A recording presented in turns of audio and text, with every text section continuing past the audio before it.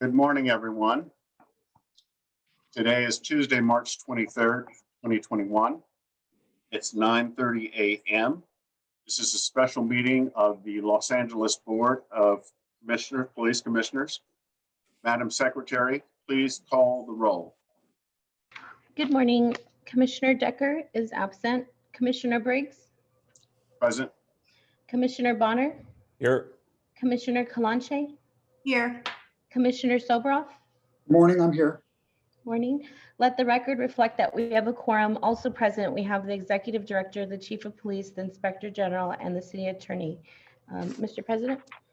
Thank you, Madam Secretary. We welcome everyone attending this meeting. All public comment will be heard during item 2 on the agenda, to which we will dedicate a total of 45 minutes. Members of the public will have 1 minute per agenda item for a maximum of 2 minutes total. At the request of the speaker will be given 1 additional minute for general public comment for a maximum of 3 minutes total. Members of the public who participate in public comment are reminded that they can speak to any item on the agenda or a matter within the jurisdiction of the Board of Police Commissioners. Public comment is your opportunity to address the board. So you are free to express your opinion on matters before the board and to generally express when you disagree with other opinions expressed. However, directing your comments to other individuals who have spoken or attacking others who have expressed their opinion shall be deemed off topic, and your public comment period will be concluded. Members of the public, if you choose to participate in the public comment portion of the agenda, the public can participate in this meeting in one of a number of ways that are outlined on the agenda. Submit written public comment in advance of the meeting to the email address policecommission@lapd.online. If you've logged into Zoom, raise your virtual hand, or you call into a number listed on the agenda and press *9 if you want to speak on the agenda.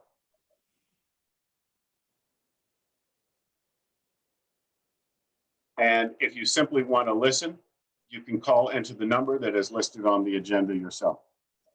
Before we move to item number 1, there's a couple of matters that I want to say. First, last night, we were faced with another tragedy. We lost 10 lives to a senseless act of violence. One of those individuals who lost their lives was a police officer who selflessly and bravely ran into the building to save lives only to lose his own. This is something that we ask of all of our police officers, but we never properly recognize the danger that they face on a daily basis. Well, I want to, on behalf of the Police Commission, recognize Police Officer Eric Talley for his bravery.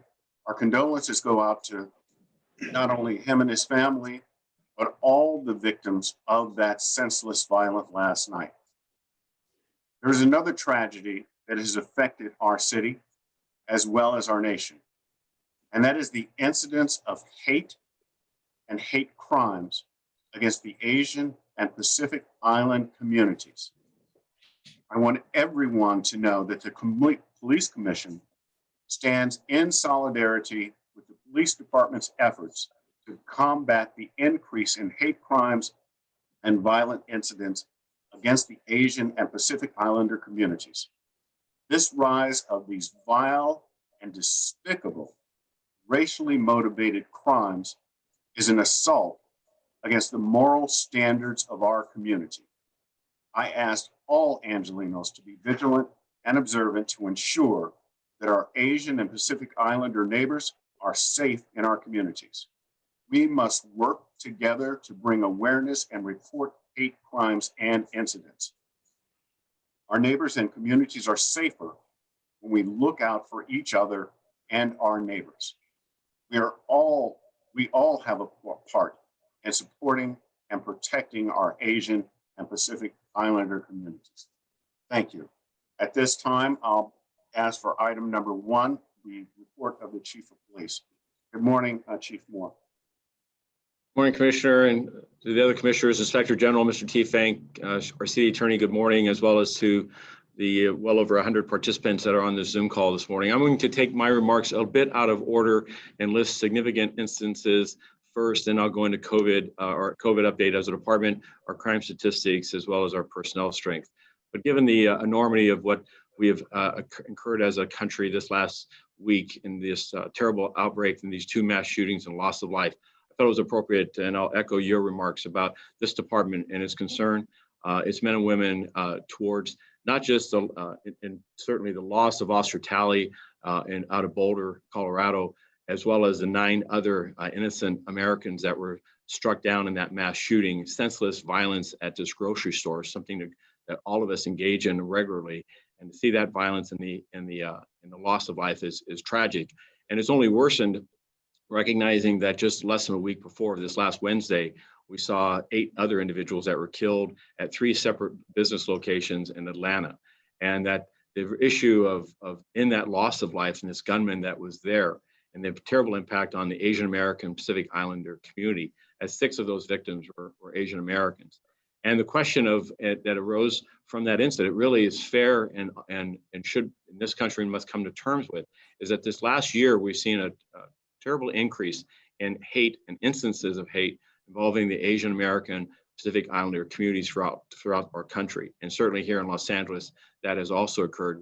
We saw last year in 2020, 17 anti-Asian hate crimes in the city versus 7 the year before. And yet we know that hate crimes and particularly hate instances are underreported in the Los Angeles area. I take note of the loss of both these instances. As chief, we are working diligently in our outreach and engagement with all of our communities. And in regards to the attacks in Atlanta, I'm happy to report that we saw an outreach and engagement with our Asian American communities well before that tragic incident, recognizing the rhetoric that was coming from our national leadership in the onset of the pandemic, but also understanding that issues of racism and systemic issues of racism in our country involving the Asian American communities is not new. It's been longstanding. And our outreach and engagement with our community relations officers, with our senior leads at the local level, as well as our senior leadership, has only been strengthened in these since the beginning of the year. I want to thank Assistant Chief Beatrice Gamala, who's working with the AA Stop Hate group, as well as other members of the Asian American community, as well as Deputy Chief Choi and his efforts just yesterday with Councilmember Lee and members of the Korean American communities to stand united in this work of solidarity and recognizing that there's no place for hate in Los Angeles, there's no safe haven, and that our investigative efforts in pursuit of those responsible for hate is without match. Secondly, and most important, and as important, is that instances of hate, we believe, particularly within the Asian American communities, is vastly underreported. And that today, the fright, the concern, the sense of uneasiness and uncertainty amongst particularly our Asian American communities that are elder and are more senior is real. One only has to walk through these communities to see the trepidation that is on their part. And that, again, is embarrassing when you look at a city as cosmopolitan and as rich as we have in culture and diversity. To have that occur here today in this year, in this time is not just wrong, but we're committed to turning that page and moving forward in a much more unified basis. The other matters I'd wish to talk about today involve some instances of our public engagement, as well as the striking incident of which we had 5 officer-involved shootings last week. Let me talk second about MacArthur Park on a midnight stroll.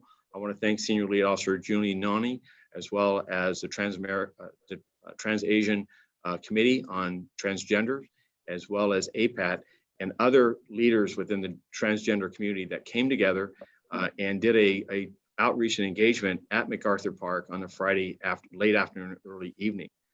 Midnight Stroll has been a strategy that the department has worked with the transgender community for some years, typically much later in the evening and typically in the Hollywood area of our city.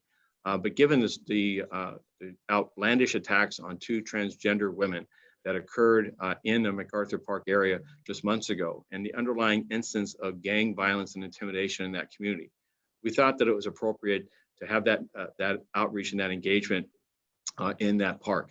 And I'm proud of the work of St. John's Clinic and others that came together with resources, with food, as well as other supplies and referral information, so that the transgender community throughout Los Angeles understands that there's no place or tolerance of hate against them, or crimes that would center or victimize them for their identity, and that that LAPD stands strong with them to ensure that they have a peaceful and coexistence of normalcy in our society.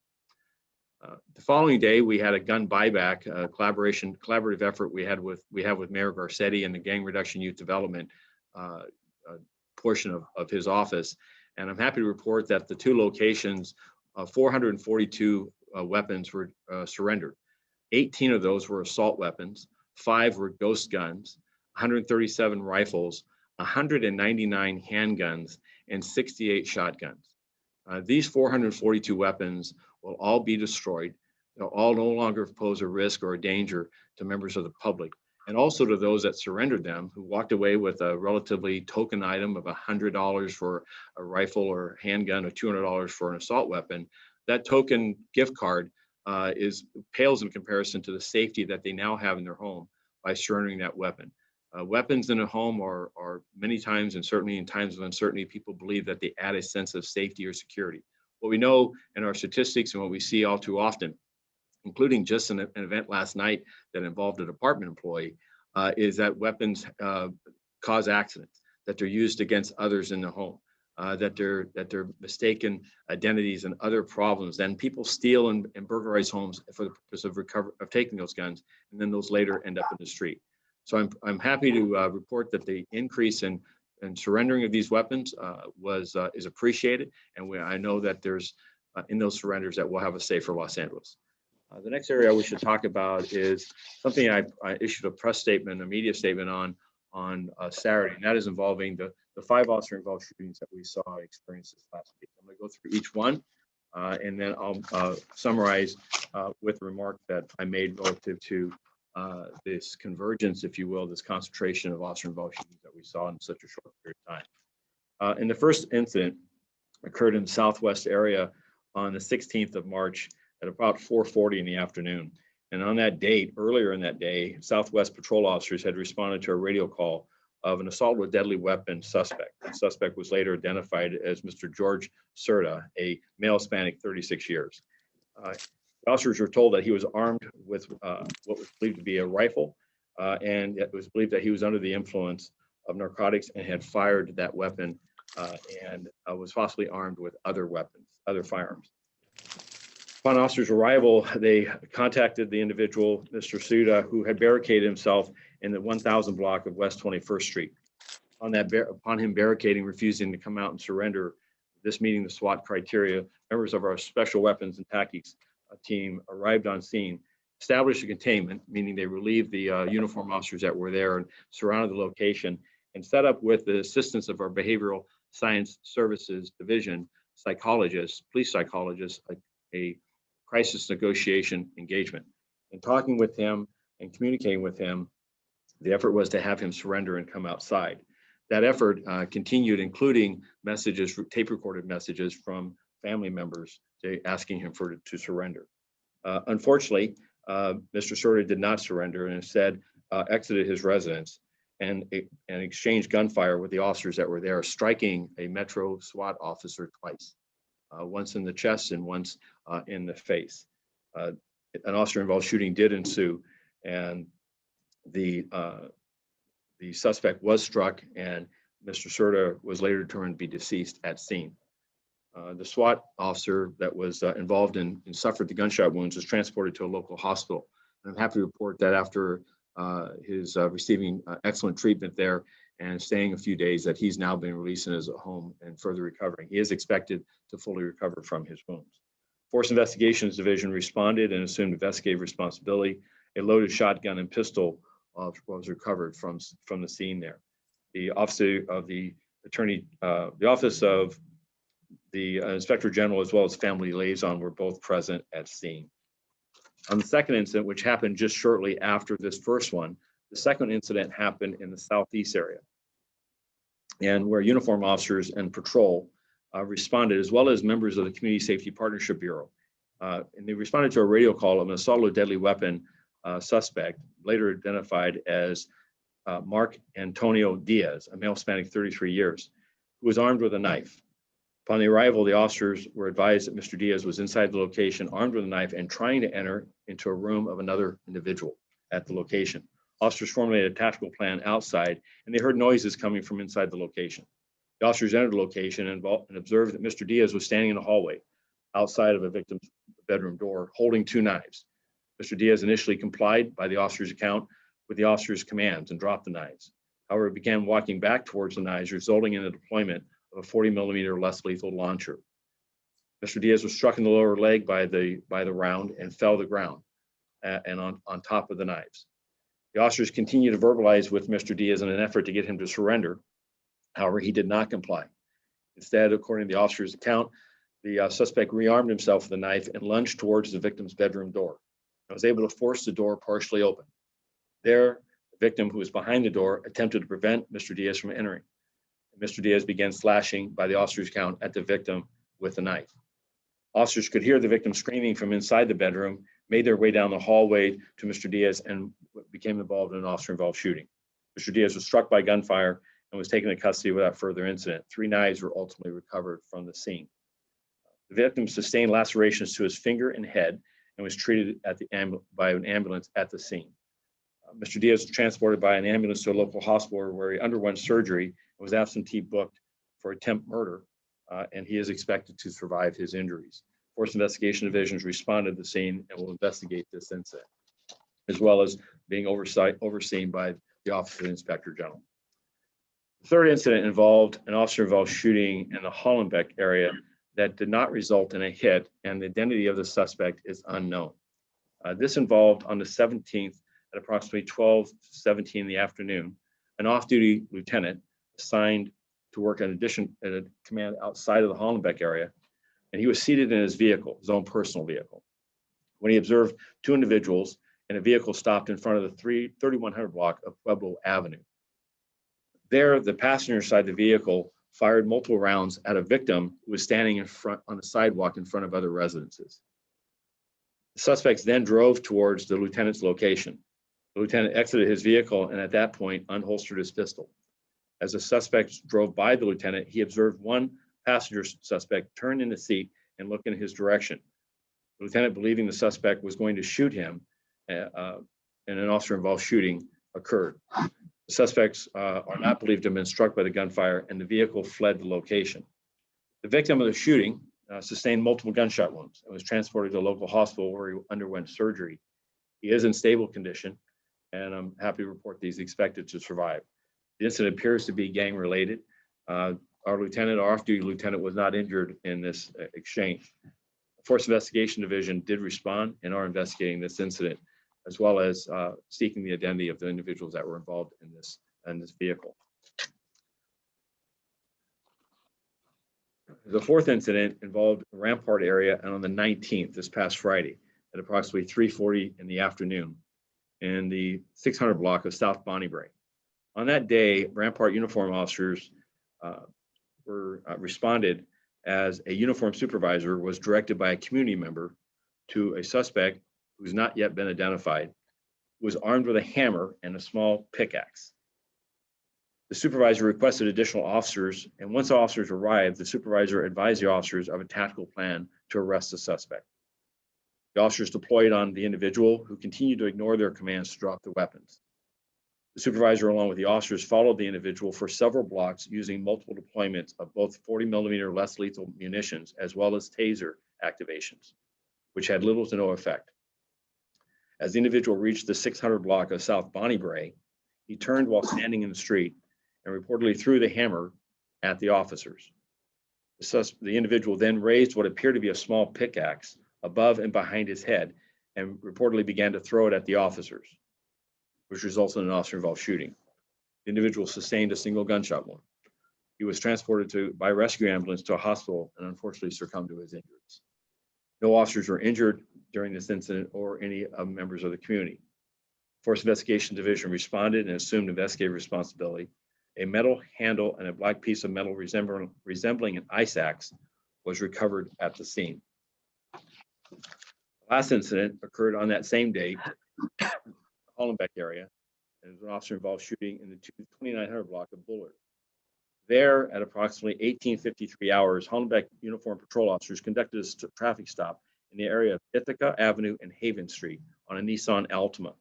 As officers exited their vehicle, the driver placed the Altima in reverse and backed a short distance, striking the front of the vehicle of the police vehicle in the process. He then drove away at a high rate of speed through a residential community. The officers initiated a vehicle pursuit, which terminated 4 blocks away when the driver, later identified as Nathan Glover, a male Hispanic 24 years of age, exited his vehicle and fled on foot, armed with a handgun. At that point, an officer-involved shooting occurred. Mr. Glover was struck by gunfire and was taken into custody at the scene. Mr. Glover was subsequently transported to the local hospital where he's listed in stable condition and is expected to survive. There are no officers injured in this incident. A firearm was recovered from the scene, and Force Investigations Division did respond to conduct their investigation.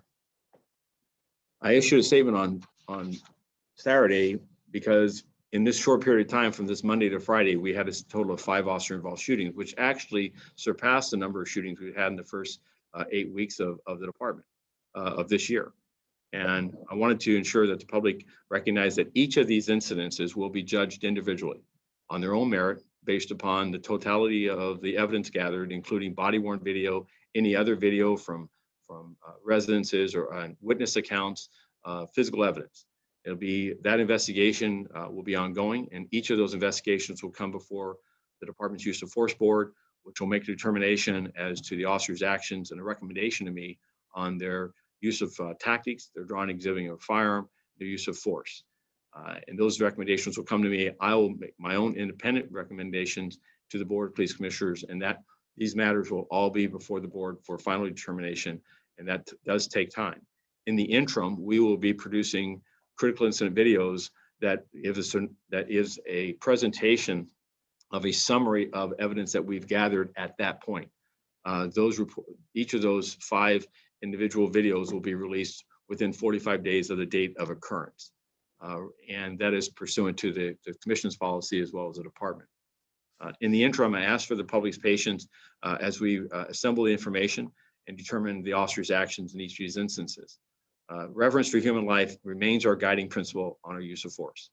The investment in de-escalation, alternatives, communication, time, the value of it, cover, those are all critical components as we ask our officers to go out each day and deal with at times very difficult and complex issues. However, the restraint and efforts of our officer to find alternatives to avoiding use of resorting to force is an ongoing and will be a persistent expectation that we have. These instances varied. One involving a Metro SWAT officer being shot in the effort to take a person into custody. Others, an individual being attacked with knives in a home, and officers trying to intercede. An off-duty officer that was found himself in a drive-by shooting, and these other instances. But each will be judged on the expectations of the organization. And I want to stress that as much as this last year, in 2020, we had 27 officer-involved shootings. The year before that, 26. And those were 44 to 45% reductions from where we were 6 years ago. And those were the second to lowest number of officer-involved shootings in our recorded history. That we look at each of these instances with the effort of how can we avoid having to resort to force while still protecting members of the public as well as our own personnel. As a point of reference, in 2017, this organization at this time had 12 officer-involved shootings. And in 2018, that number matched our number this year of 9. However, our pursuit, as we talk about our success and our efforts to lower the reliance or resulting use of deadly force, is unbending in regards to our efforts to ensure the safety of everyone involved. The next couple of matters I want to talk about involves our COVID update. I have good information to report is that much like the rest of our region, we are continuing to see better numbers in a sense of the number of increased COVID positive members of the organization. This last week, we now ended 2,000 680 now members of the organization have tested positive. That's an increase of 7 over this last week. At home, we have approximately 95 officers and employees. That's an increase of 2 from last week. And our vaccination process continues with more than 5,300 of our men and women that have had the first dose of the vaccine, and 2,743 have now completed their second dose. I'm releasing a chief's message today that speaks to the need and the critical importance of all of our members taking advantage of the vaccine, becoming vaccinated for the protection of themselves, as well as their family, their friends, and certainly also the members of the public. Just a moment. This last week, tragedy also struck as we looked at the instances of the burial of officers that were caught up by this COVID. Last Wednesday, Terry Martinez, seasoned 27-year veteran of the Hollenbeck area, was buried as a result of losing her life to COVID. And the following day, police officer Phil Sidorio out of Southeast, his burial services as a result. And we have an officer today that remains in very critical condition due to COVID. And so while much of the public and all of us are embracing these improved numbers with us transitioning to the red phase of our tier, people are still picking up COVID, and people are still being hospitalized, and people are still dying each day. So while we stress these measures of protective measures internally, as well as continue to monitor our work sites, I also ask the public to reflect upon these rates and recognize that we're not out of the woods yet. And we need everyone to continue to join together in protective measures to safeguard themselves, their family, and allow our society to get back to a new sense of normal post-pandemic. Next issue is our crime statistics.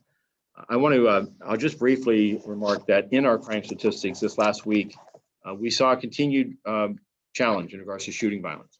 28 victims were shot last week compared to 17 the week before. And I was just here last week talking about the decrease to 17 shooting victims and how that was a good week for us. And I'm disappointed that with the 28 shooting victims, 11 of them occurred just over the weekend. So weekend violence in public places involving small groups and gatherings continues to be our challenge.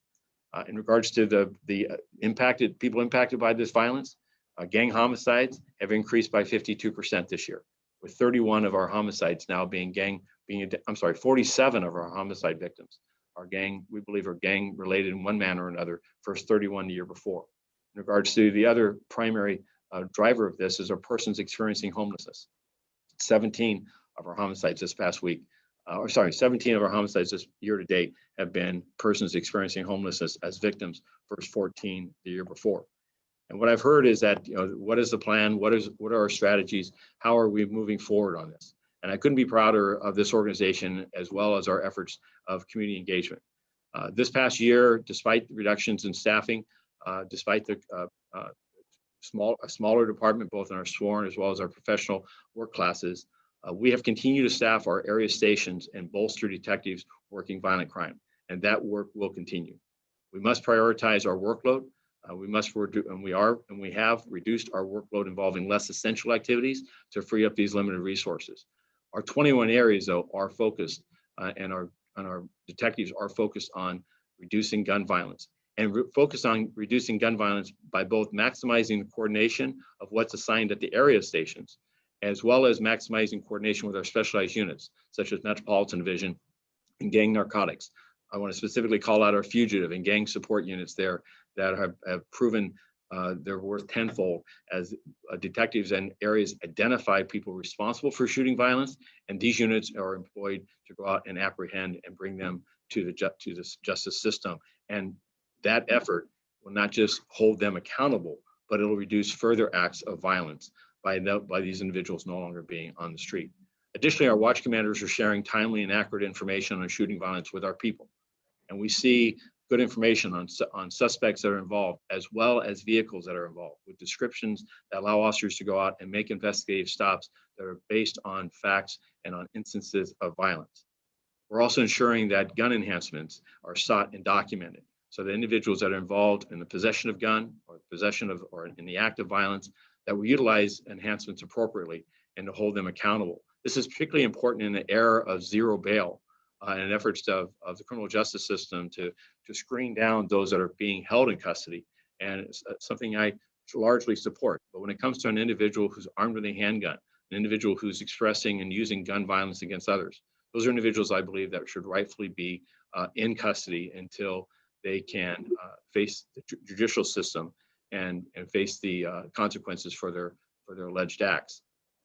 Additionally, I want to say thanks to our federal prosecutors as well as our ATF partners and the DEA and the FBI. They have certainly stepped up, and their priority is safer streets in Los Angeles by reducing gun violence. And their partnerships with us are being enhanced and ensured that they are focused on gun violence as their first priority. Next issue is ensure that we critically reinforce and understand the critical role that all of our communities represent in this. This is not a police-led or police authored and police result of community safety. Our work here must involve all of our communities, the whole of our communities, and that involves not just our stakeholders, our elected leaders, but our community-based organizations, our faith leaders, our gang intervention workers.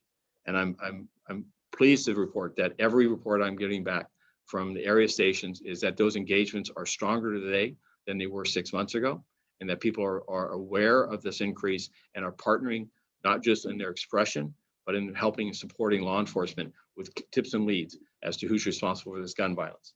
The results are showing. There's questions about our deployment, questions about are we having people where, are they on the streets? Are they working in the areas that are most impacted by violence? And I want to say that they are. Last year, despite the lack of overtime, that the cutbacks that were incurred there, our regular deployment forward-facing hours increased. The number of officers on the street, the hours they worked increased, despite the fact that this organization became smaller. And that is an outgrowth of us realigning and pushing resources out to the area stations. The first 2 months of this year, which has enjoyed the last chapter of our ability to do this realignment, saw an increase of 30,000 patrol hours, forward-facing hours in the street. So just over 1 million hours was out in the street of proactive work and also responding to radio calls. But the metrics are showing, the data is showing that these strategic realignments on our plan to reduce violence is working. Secondly, we look at the arrests for those responsible for shooting violence, and we see increases, both for those responsible for the violence as well as people carrying guns. Year to date, 103 individuals have been arrested for homicide, versus 67 last year. Now, those are stark numbers, but they also are a result of investigative efforts and work by the department to identify and bring to the justice system those responsible for those heinous crimes. Additionally, gun possessions, those arrests, weapon possession arrests, have nearly doubled. 1,293 people have been arrested with a weapon, compared to 661 last year. Now, this is in short, approximately 10-week period of time. So those are numbers that I believe demonstrate that the men and women of this organization have good, timely intelligence, that they're acting on that through investigative stops and through investigative follow-ups. And we're working full-time and as much as possible to identify and bring to the criminal justice system those responsible. But I also want to compliment our communities coming together. I've seen increased participation, despite the COVID environment, in a safe manner, for marches, for presentations, for representations and voices in this discussion that that this violence cannot stand. And the support for the men and women of this organization by our communities is heard, and it's appreciated by our men and women. And I would only ask that they continue to press that expression and to demonstrate that the importance of and criticality of police work has never been more important. Lastly, the street work by our community intervention workers, the increased hours in the field is showing results. Now, this is a collaboration that does not involve community intervention workers talking to police, ambassadors giving us information on who's responsible. Instead, it's the hard and dangerous work of them being in communities and interrupting these neighborhood disputes and seeking at a neighborhood level alternatives to violence. And I couldn't be prouder of each of the organizations.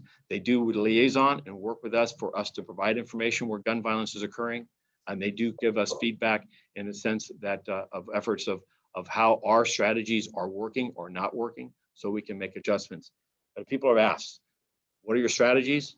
It's to continue our staffing, focus those on gun violence, ensure that we have aggressive follow-ups and prosecutions of that, while working in partnership with our communities, that the safer Los Angeles is all of Los Angeles weighing in at this moment. And I'm hopeful as we exit the pandemic and as we see communities open up and our society open up, that some of the systems such as the value and power of schools, the value and power of ability to congregate and meet together, that those are going to provide additional avenues for us to see a reduction of this surge of violence that we've seen this past year. Lastly, I'm going to talk about our personnel strength as far as the number of uniform and sworn officers, as well as our civilians. As of the 13th of March, we're at 9,653 sworn members of the Los Angeles Police Department, and our professional work class is at 2,855. As I reported last week, our sworn personnel ranks are at approximately 100 fewer sworn personnel than we were scheduled or calendared or budgeted to be as a result of this fiscal year.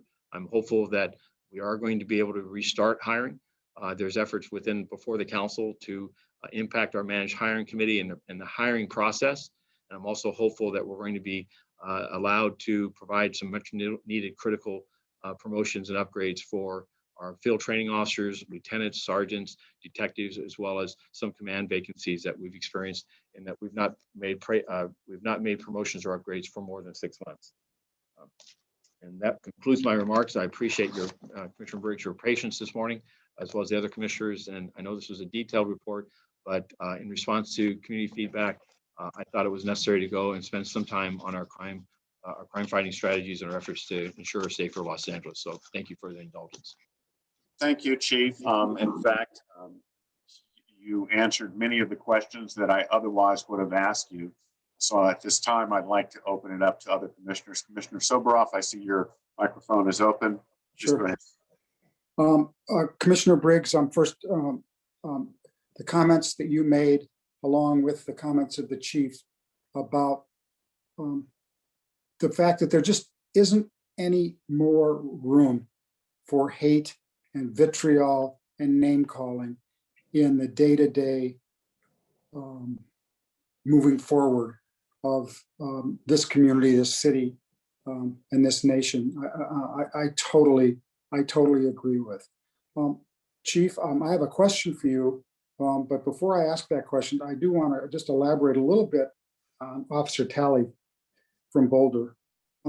At 40 years old, he changed professions from a high-paying profession to become a law enforcement officer. So he moved towards the profession of law enforcement. At the same time, yesterday, he moved towards the danger instead of away from the danger. He was the first one in. It speaks to his character and the character of many people in law enforcement. The fact that he was taken away from his wife and 7 children, because of what he had done in moving towards the danger and moving towards the profession, is something that I think is important to forever remember him for as well. Chief, I want to ask you about your thoughts about these gun control laws that allow someone in the state of Georgia to go buy a gun for cash in the morning and go kill people with it in the afternoon, about laws in Colorado that allow you to carry a rifle anywhere in the parking lot of a shopping center, anywhere you want, whether it's loaded or not loaded, as long as it's not concealed, and that turns into a weapon of mass destruction 1 second after it's totally legal, as soon as he pulls the trigger. What do you think? What do you think about the overall reevaluation of these kinds of situations, and what could happen in uniform gun laws, respecting people's rights to own guns and hunt and do what they're doing? But these situations are just outlandish, outrageous, and no one ever thought who created these laws created them with these things in mind. Thank you. So I would just, it's a complex subject, but I think first and foremost, let's look to California laws on this. I think we're a Brady A state, meaning that the restrictions, the governance, the oversight, background checks, prohibiting of high capacity magazines, these assault weapons, those are all models for the rest of America. And I'm hopeful that Senator Feinstein's efforts with assault ban treaty, or sorry, the assault ban legislation will find success this year. The 50 states has 50 different standards, but we know the research is clear. Areas that have stricter, more regulated gun laws have safer communities, period. So that's what America needs. Does it eliminate the potential for active shooters for this type of mass casualty shooting? No, it doesn't eliminate it, but it certainly, I think, helps control it. It helps deter it. And I look at gun laws much like I look at auto safety. What you do is refine it and put in additional controls and engineering and safety provisions that reduce the number of fatalities. And the same thing will happen with guns. Thank you. Commissioner Sobroff, do you have any further questions? Any other commissioner have questions for Chief Moore? Commissioner Bonner? I do, although I wanted to defer if Commissioner Calante looked like she was jumping in there. Okay. Oh, sure. Mine is pretty quick. Thank you, Chief, for your report. Actually, one is a comment. I'm glad to see a less lethal use of force when it comes to suspects with knives. So I'm glad to see that happening. My question is about the effectiveness of the traffic collision. I think it's a traffic collision reporting that now we're not deploying officers. So, I mean, if you don't, we can actually get a report from you down the road, but I'm wondering if not deploying officers and how that's going and how it's working. So the revised reporting standard, which is a minor traffic collision not involving a DUI driver or any type of criminal action like that, is now taken online rather than a motorist or being required to wait for an officer to respond and take an on-scene report. That is allowing motorists to exchange information, and they can go later and make the report online without necessitating an officer to have to respond and spend hours on a report and the subsequent completion of that with no criminality. These reports are essentially memorialize a collision. They do help the state of California. The motorist is required to report these collisions as a result of being a driver themselves, their own responsibility. But for the department to support that, we would, in a perfect world, like to continue to do that. But it's 40,000 instances last year, and that's allowing, and over half of those are actually being done by patrol officers. So less essential work by reprioritizing and asking our community members to go to an online site and complete that is allowing them to get a quicker access to that report, not have to wait for an officer, and for officers to be freed up to do other important tasks. And so, I look forward to giving you a report. We're in the infancy of this. We're in the first 80 to 90 days, but I would look to bring before this commission probably towards the end of summer, the first 6 months of this engagement as to what intended consequences and unintended consequences there may have been.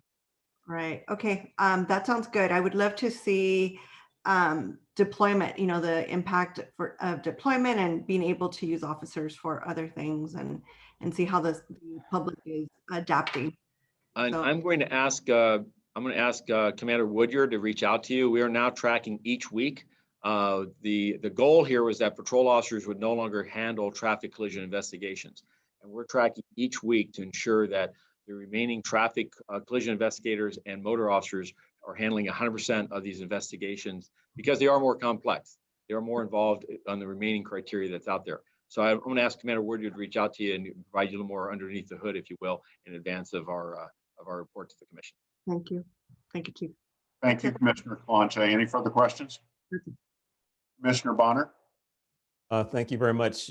Morning, Chief. Had three questions that maybe you have a comment on this morning, but they strike me as three areas you'll probably want to come back on at some point.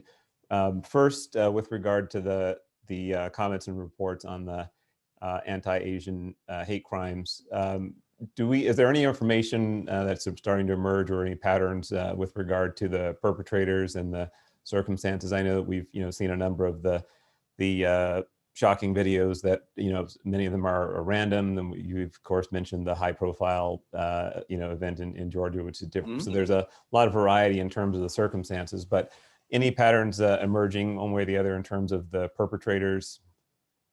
No, none immediately. However, I've asked for that analysis by Detective Bureau to go back at that. I want to make sure that of the 17 reported hate crimes that involving Asian Americans, that we are satisfied with the intensity, the resources that were provided, and that the investigative outcome was not stymied by a department resource. But I do want to say that the trend and pattern I'm most concerned about is the underreporting of hate instances. And that's not just with the Asian American communities, but all of our communities that see increased levels of verbal insults, intimidation, these types of hateful words, and those actions need to be brought before the department. And notifying us and making those reports allow us to understand better trends and patterns, as well as potential individuals who are right at the cusp of moving into criminal actions of actually assaulting or committing acts of violence or property damage. Great, thank you. So I would appreciate, as you receive information in response to your inquiry, if you could share any notable information with us, I'd appreciate that. The second question relates to the active shooting or the mass shooting situation. It was just by coincidence, I think, about the time that the situation was unfolding in Boulder yesterday. I was at a counterterrorism training exercise that I'm sure you're familiar with, that occurred over at Exposition Park with LAPD and a number of other allied agencies. And it was, I think a very impressive display of the hazmat capabilities and things of that nature. But one of a point that was made in some of the kind of offline conversation, just in breaks and so on, one of the points that was made was that we were watching an exercise that was primarily involving specialized units that were coming there kind of knowing what they were facing, and yet that there was still some acknowledgement that these incidents are still likely to first unfold in the presence of, or at least the first officer to encounter these kinds of scenes, there's likely to be a patrol officer in many situations. And there were some questions about their training and their capabilities in terms of how to handle some of these incidents as they unfold. And so I've heard that a couple of times, and it was reminding me also, I think it was probably been almost a year now. It was probably in June of last year, I think, is when this board heard a fairly comprehensive report on the training program. And since then, there's been a number of pieces that have been put on hold, including the exercise I mentioned yesterday, which had been delayed because of the pandemic and so on. So it just strikes me that this would be a good time of year also to try to bring some part of that conversation back to the board, as we, since the two main factors that we've heard of in impacting training are the COVID situation on the one hand, and also the budget uncertainties. And as those two conversations come around, we're emerging from the pandemic. So there's some things that now we probably can start planning to do that maybe had been on hold. And then equally or more important is the budget conversation that will be coming back around. I spoke, I think, at length at a meeting on this issue last year about trying to bring forward the full picture of where the shortcomings are, where is the deferred maintenance, if you will, in the as it relates to training, and so that we can bring forward those trade-offs as we go forward in the budget conversations to make sure that the resources that are needed are well known, and decisions can be made. So anyway, so long way of kind of asking if you had a comment, about just the overall status of training, but also, is it a good time to just kind of bring a report back to the commission as to where we stand?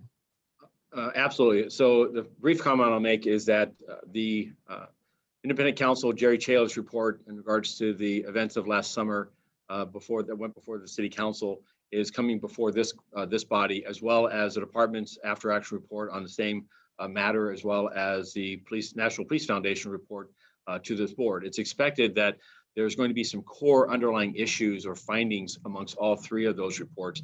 And I believe also a significant portion, as it was in Mr. Chao's report, identifies the need for ongoing training at the in-service level, meaning the officer, not the recruit level, but this is the 2 to 5 to 10 to 15, 25-year employee at the supervisor, at the officer rank, detective rank, supervisor rank, command rank. And where shortfalls have occurred in our performance last year, I think that these reports will center on the fact of a need for systematic and ongoing training along the entire continuum of this organization, and specifically in regards to crowd control and crowd management. But active shooter training, if you will, is also a component of that, as well as de-escalation. Commissioner Calantry's remark about how we do command and control with people with edged weapons, and how do we de-escalate and find safe alternatives. And so I see us coming back to you with a training calendar that addresses how we're going to address all of these factors in a strategic way, which also includes budgetary needs that's needed to achieve this, so that it's not just our ability to take 100 officers out of the field and provide intensive training. Even yesterday's event, that national model took time to organize, and it took resources out of the field in order to orchestrate it. And it was just specialized resources, because the uniform component, which are going to be the first chapter of any such event, those are not in that play, in part because of resource constraints that are there. So now having said that, just morning offline, I had some remarks with some other individuals about having seen 2 mass shooting events in this country in such a short period of time, after a lull of mass shooting events, many attributed to the pandemic, that for us to put a refresher and just a quick reminder of what our standards and what our expectations and what is the action plan for the first units in, the first supervisors in, the first command officers into that initial moment. Most mass shootings have historically been over within 3 to 7 minutes. They're not they're not the instances of, like we saw in Paris and so forth, that are barricaded and take hours to unfold. Relative in America, they have been mass casualties in a very short period of time. And the distinctive, the importance is that those initial uniform officers move to the threat, and that they do so in a team and a go forward basis, in order to put the attacker on the retreat, and that saves lives. We saw this with the horrific mass shooting that occurred just a few short years ago at the bar and the canteen out in Thousand Oaks. And it was those uniform officers, CHP and Ventura County Sheriff deputies, that stopped that, not the SWAT officers, not the explosive experts. And so we're putting that training back out, but we're also doing it in a manner that's measured, because we also want to ensure that those mass shootings are recognized for the unique nature that they're not frequent and persistent, but when they happen, we need to move there and we need to move forward. But when we have a barricaded suspect armed with a handgun that doesn't pose an imminent risk to anyone else, that time is on your side, cover is on your side, added resources are on your side. And so this is where the emotional intelligence of officers today has never been more critical, is to be able to discern when is it a supermarket shooting with an active ongoing threat where your interceding is critical to save lives, and when is it relatively static, the person forms a risk, but let's slow down, let's surround it, let's get other resources there to render it safe. What you saw yesterday, once the alleged, the individuals identified as the offenders were isolated, Now, how do we do with a vehicle that posed an imminent risk because of explosives and so forth? And that's time is on your side.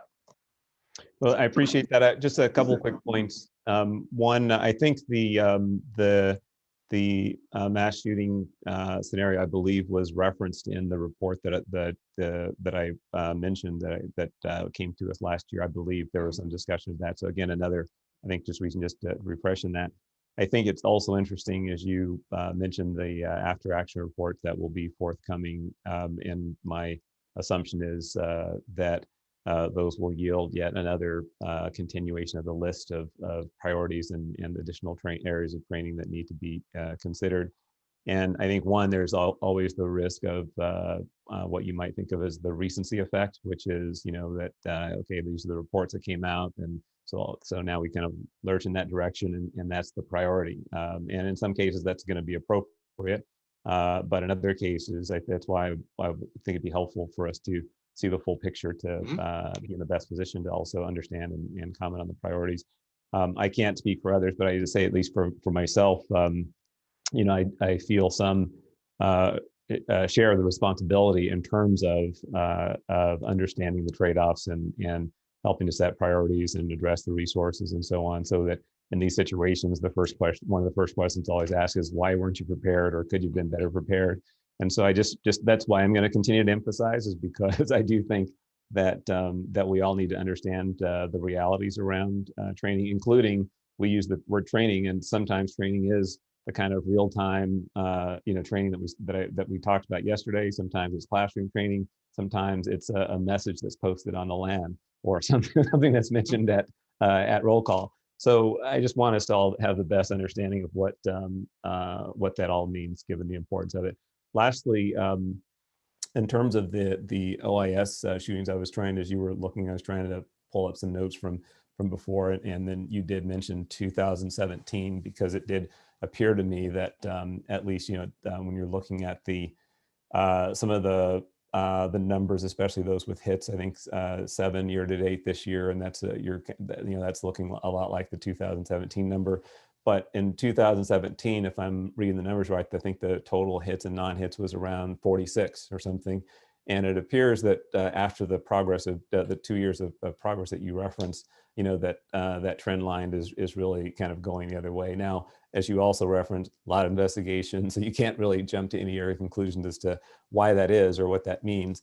But I would, the question I think is whether you can provide in one of the next couple of meetings, instead of waiting until the year-end report, is to maybe kind of give an interim report, if you will, towards the end of this quarter, that just speaks to kind of these year-to-date numbers, looking at whether it's 2017 that strikes me as a good year, but you might look 5 years back or something. But to also then break it down a little bit by bureau, and just and kind of put that in picture for us as you paint the picture for us as you started to this morning. I think it'd be helpful just to formalize that a little bit in a snapshot, so that we can kind of see where that trend line is going.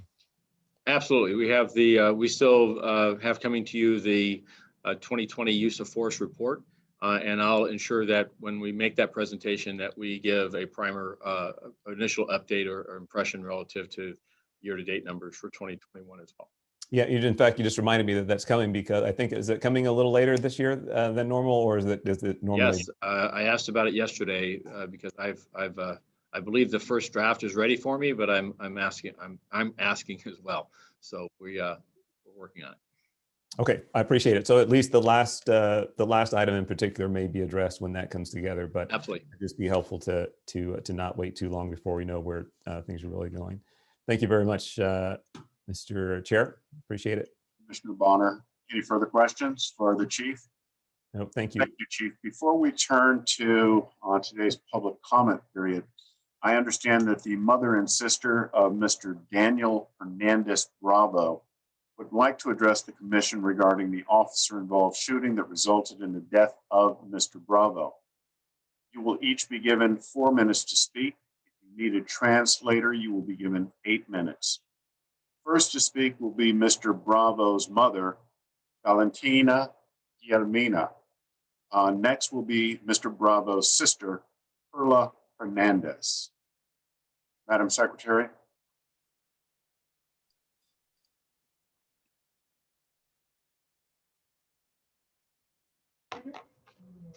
Okay, we brought up Guillermina Bravo. ¿Sí? Hi. Hi. Okay, let me get the interpreter.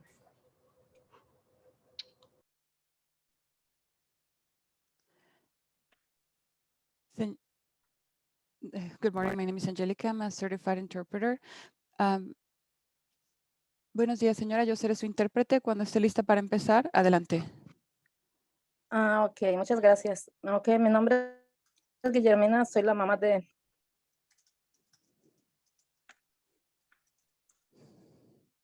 Daniel Hernández. Disculpe. Ok. Aunque mis preguntas son solamente el día que le dispararon a mi hijo, quería saber, ok, la primera pregunta es, ¿por qué fueron tantos disparos los que le dieron a mi hijo? Si solamente, o sea, esta es una pregunta de su papá, cuando solamente pudieron haber, o sea, dádole un tiro o 2 tiros y ellos descargaron los 2 policías sus armas completamente. My name is Guillermina. I am Daniel Hernandez's mom. I'm sorry. And the questions that I have are, they're only on the day of the shooting. My first question would be, why were so many bullets shot towards my son? If only, and this is a question that comes from his dad, they could have just shot him once or twice, but both cops fully unloaded their guns on him.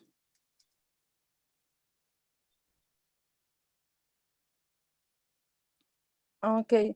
Mi segunda pregunta es, ¿por qué mi hijo fue movido del lugar donde fue disparado de un lugar a otro?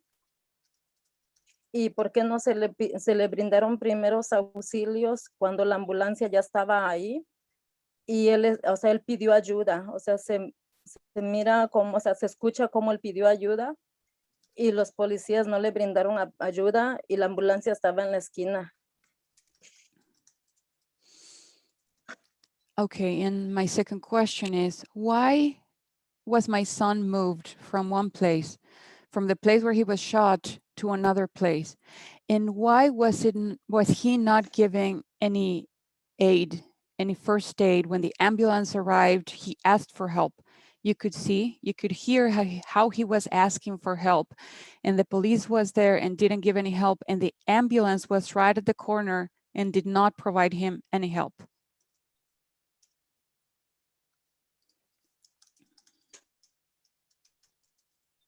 Ok. Bueno, no sé cómo dicen, o sea, esto para mí es catalogado como un homicidio. Y todo, o sea, los mismos, o sea, como dicen, todos, o sea, la misma policía ha dicho, ¿verdad? En el reporte de que es un homicidio. O sea, yo quisiera saber ustedes cómo consideran esto, porque hasta el día de ahora yo pedí ayuda para que me ayudaran con lo de funeraria y cualquier cosa, y a mí no se me ha brindado ninguna ayuda. Y cuando me preguntan en lugares donde yo he pedido ayuda, me han preguntado que quién mató a mi hijo. Miran el papel y es que es homicidio, pero cuando me preguntan quién mató a mi hijo y les digo que la policía, simplemente me dicen no te podemos ayudar. Okay, and well, I don't know, because what I've been hearing, what I've been told is that this was considered homicide. And as people are saying, even the police themselves categorize this as homicide, because so far, even while I'm dealing with the funerary expenses and all of that, I haven't received any help. And when people ask me, whenever I've asked for help, people look at the document and it says that it was a homicide, and people ask me who was the person who committed this homicide. And when I say that it was the police, they tell me that they're unable to help me.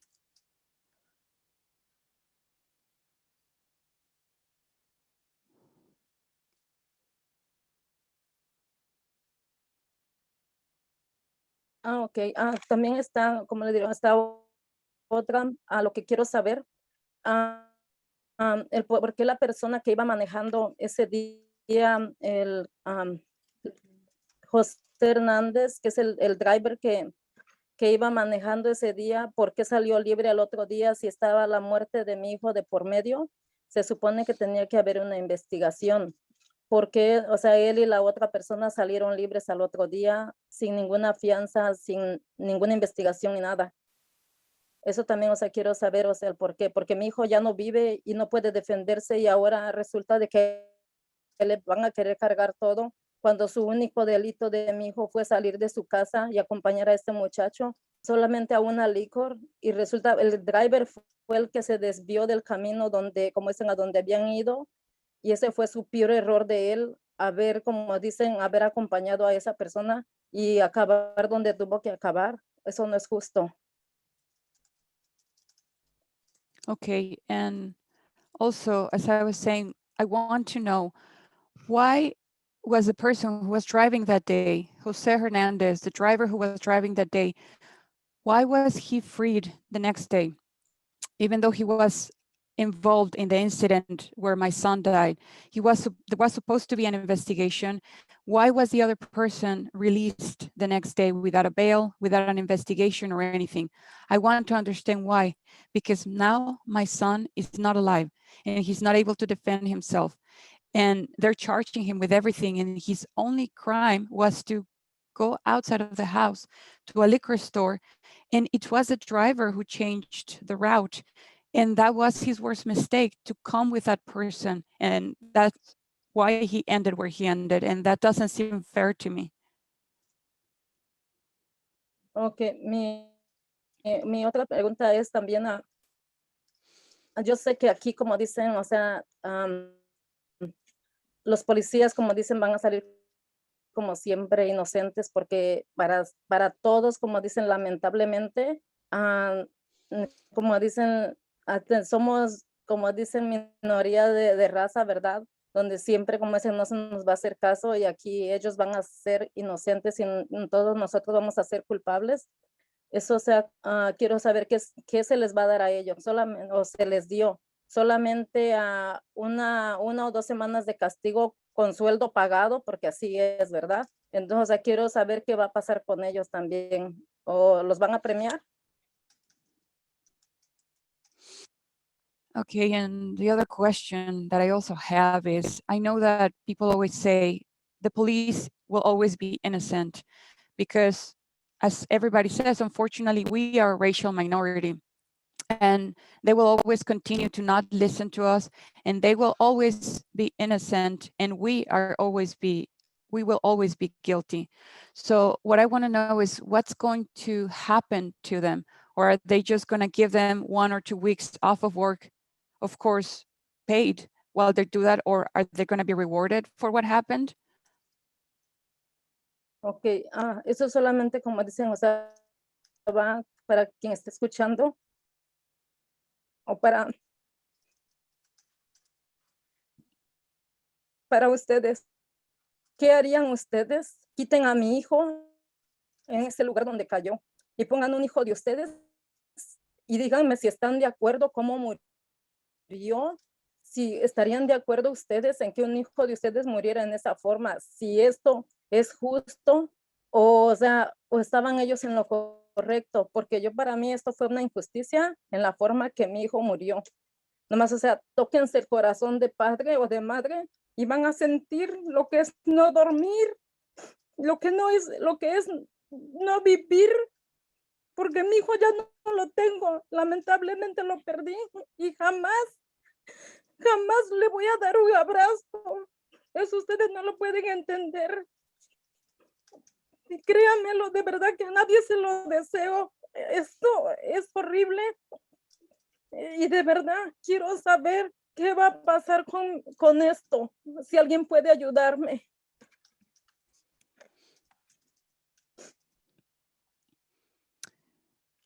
Okay, and the only other thing, as everybody's saying, and for anybody who's listening, or for those of you who are listening, what would you do?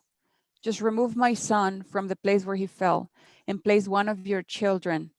Would you agree with how he died? Would this seem fair for something like this to happen to one of your children? Do you believe that they were correcting what they did? because to me, that seems like an injustice, the way that he died. And I want you to touch your hearts as mothers or fathers. You will know what it's like not to be able to sleep, not to be able to live anymore, because I don't have my son anymore. I lost my son.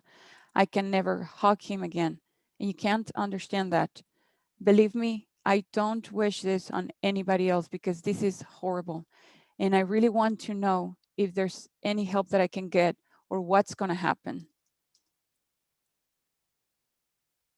Jermina, on behalf of the board, I want to say we are sorry for your loss, but we cannot address your questions at this time because this has not properly come before the board, nor have we considered it.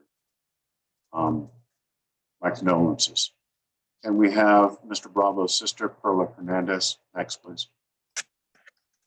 Señora Guillermina, a nombre de todos nosotros, quiero decirle que sentimos su pérdida, pero en este momento no podemos abordar las preguntas de usted porque esta no es una oportunidad para que la comisión aborde las preguntas. Ahora le daremos la oportunidad a la hermana del señor Bravo. Gracias. Thank you. Okay, thank you. I just like to ask why, again, adding on to what my mother said, why was first aid not given? Because I know in the video, you can clearly see that he was shot from the back. And it's hard to watch the video over and over again, trying to analyze what happened and having to hear my brother ask for help. You can hear him, and it's so hard hearing that while hearing the police officers ask for backup because my brother's on the floor, he's in pain, and no one's helping him. No one helped him. And you know, adding on to what my mom said, I want to know what happens because you know, it's a terrible pain to have all your family members watch that video over and over again, trying to just place everything in your head and figure out what happened, why it happened. And you know, it's hard to lose someone in your family that you were close to. And seeing that video, it did answer some of my questions, but it was just, it's hard having to see it time and time again, just trying to figure out everything that happened. So I just want to know why first aid was not given and why we haven't received any of his belongings, because we were told we had to file something out, but when we went to the Department of Police, we were told there wasn't anything we could do. We still don't have any of his belongings to this day. And again, just want to know why were people released when it was a homicide. There was someone dead, and they were released. One of the people that was involved has now passed away, so I know that there's nothing that can happen regarding that, but the other person is still alive, and I just want to know what's going to happen with that.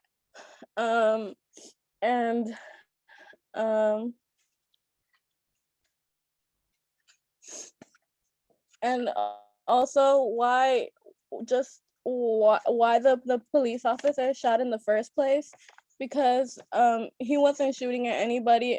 All he did was try to leave, and you know, I think that was a rational decision because there was no way of him knowing that he would have passed away that day.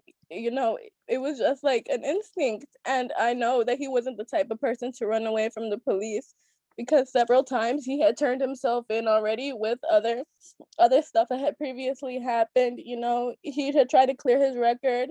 He had always said that he couldn't win with the police, that he wasn't dumb enough to try and, you know, do anything like that. He was just like, he was willing to work with the police in a way that, you know, nobody would get hurt.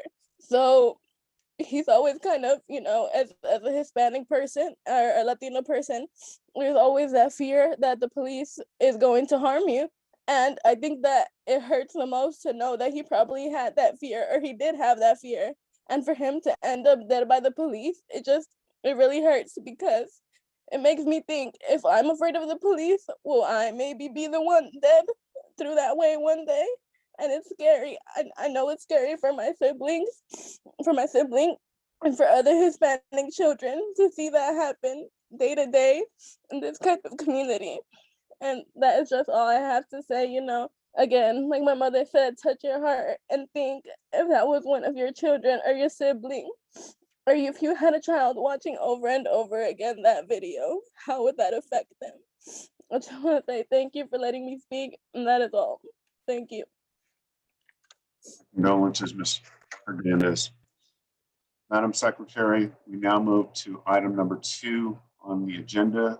Commissioner Briggs, if I might, I'm going to ask our family liaison unit to work with Mr. Tefank and the family relative to some of the requests relative to access to clothing and other efforts on behalf of the department. So we'll follow up with the family liaison section on some of the remarks that were expressed today. And on behalf of the department, I also extend our condolences for the loss in this instance. Thank you. Mr. Chair, if I may, I was also going to touch on that issue. And Chief, can you, and Mr. Tefank, can you include me in those conversations with the family liaison unit? I want to make sure that this, that everything that the family is requesting as far as information and property is given back to them. So if you could include me, that would be great. Absolutely. We'll liaison, make sure you're aware of each of the steps. Thank you. At this time, we're going to move to the public comment period. Madam Secretary, who's first caller? Okay, our first speaker is caller ending in 3146, followed by Patrick P.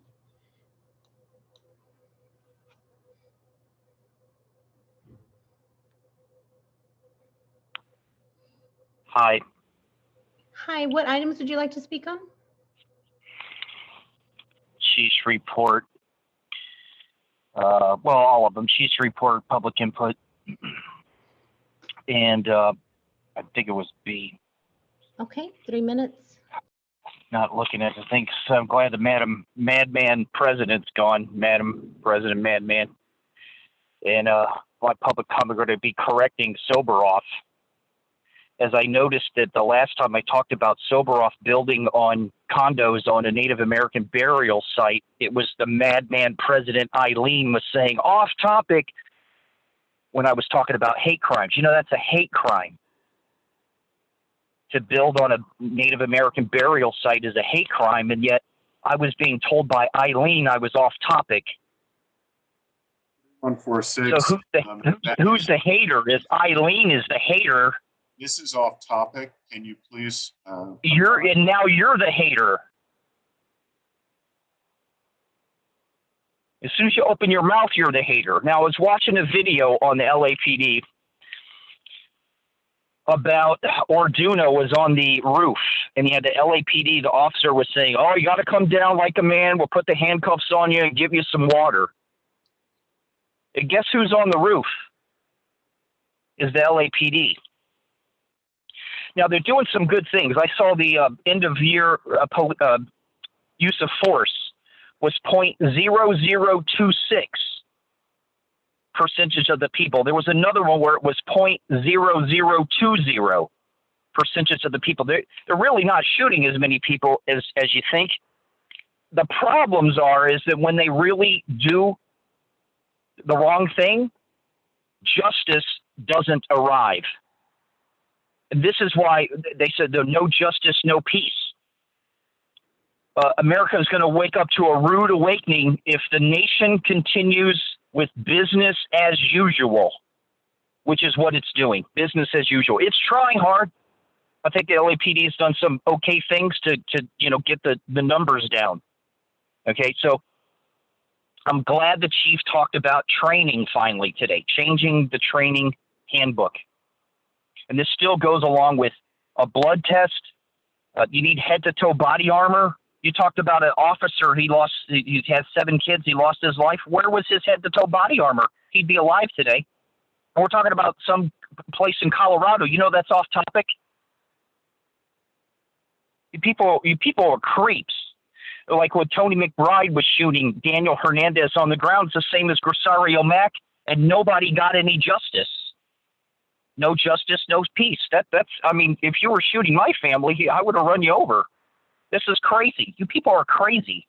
letting this go on with the SB 230 and the Supreme Court Justice O'Connor and Graham. And you people keep going along with this. You people are crazy people. What do they call it? Sociopaths, hired sociopaths. And then you're appointed on the police corruption there, the murder approval board. Okay, thank you. Next, we have Patrick P., followed by Steve O'Reilly. Hi there. I'd like to speak on the chief's report and public comment, please. Okay, 2 minutes. Thank you. Speaking on the chief's report, I want to mention that there was something brought up, and it's crimes against our Asian community. I'd like to know why this board, why city council focuses on Asian hate when chief himself said there was 7 hate crimes against Asians in LA in 2019, and there was 17 in 2020. That's really not a huge increase in numbers when we look at the violence that's going on in Los Angeles, the deadly violence. Those are the hate crimes you guys need to be focusing on, and not following a narrative that is being pushed out. I'd like to say that we need to get back to the recruiting classes, recruiting members for the LAPD. You know, a lot of officers are retiring.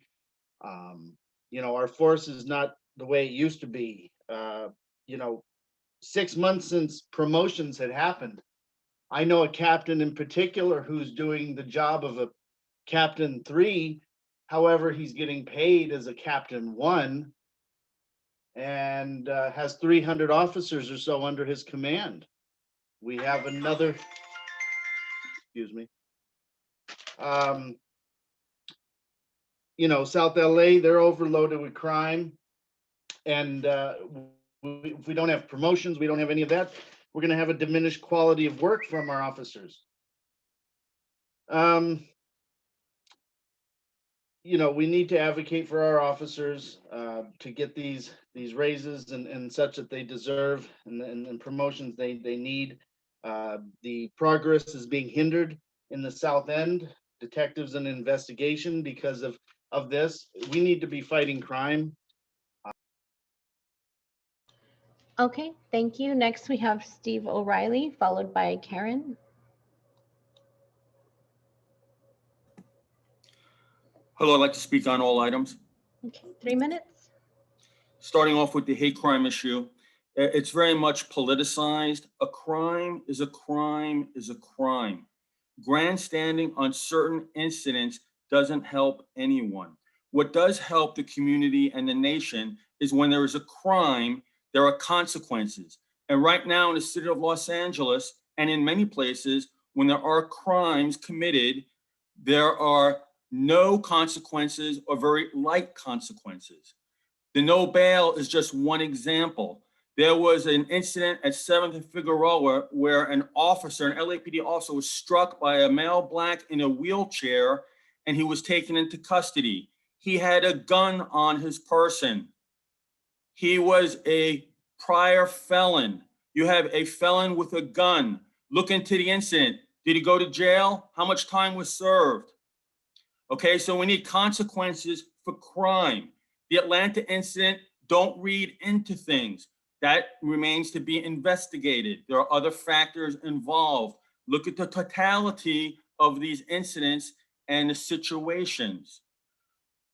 Condolences to Eric Talley, Officer Eric Talley in Colorado, but there are many officers who have been killed in the line of duty by people with knives, guns, other weapons, and such.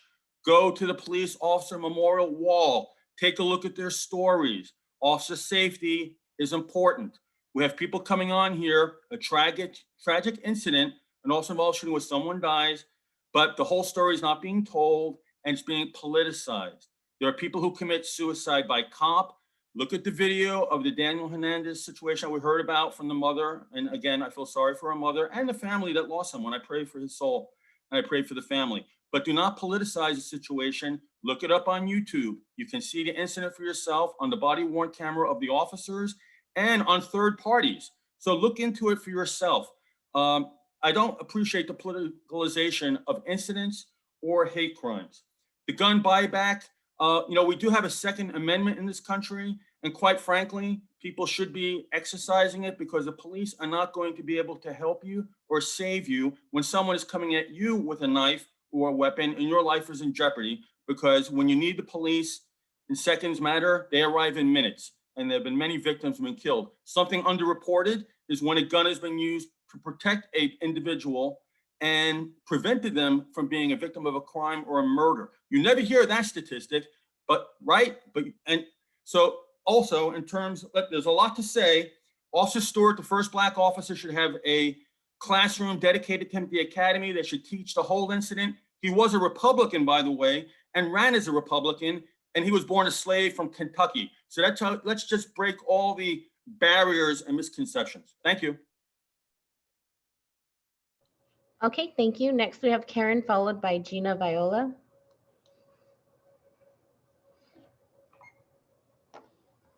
Hi, good morning. I'd like to speak to the chief's report and general comment, please. Okay, 2 minutes. Okay, the police have been involved in shootings, and it's greatly increased recently. I'm asking if this commission can fund town halls to re-educate communities not to shoot at police or run after them with knives. I know 2 acquaintances myself in my short-lived years who have been shot by police because they used a gun or knife against the police. They were white. It's not a race issue. It's an endangering the police and public safety issue. So please, let's quit the hate against everyone and categorizing everyone by race. This is something that affects all of us. What is different is that in these 2 acquaintances I know is what we did is we retaught our friends and family how to behave with the police. Do not argue with them, comply, and for God's sakes, don't take out a knife and charge them, and don't take out a gun. I would propose that we keep all patrol cars as a 2-man unit. It could have been a very different outcome with the police, the Boulder, Colorado officer killed. It could have been very different if it had been a 2-man car. Please do not defund our police. Increase our police in our problematic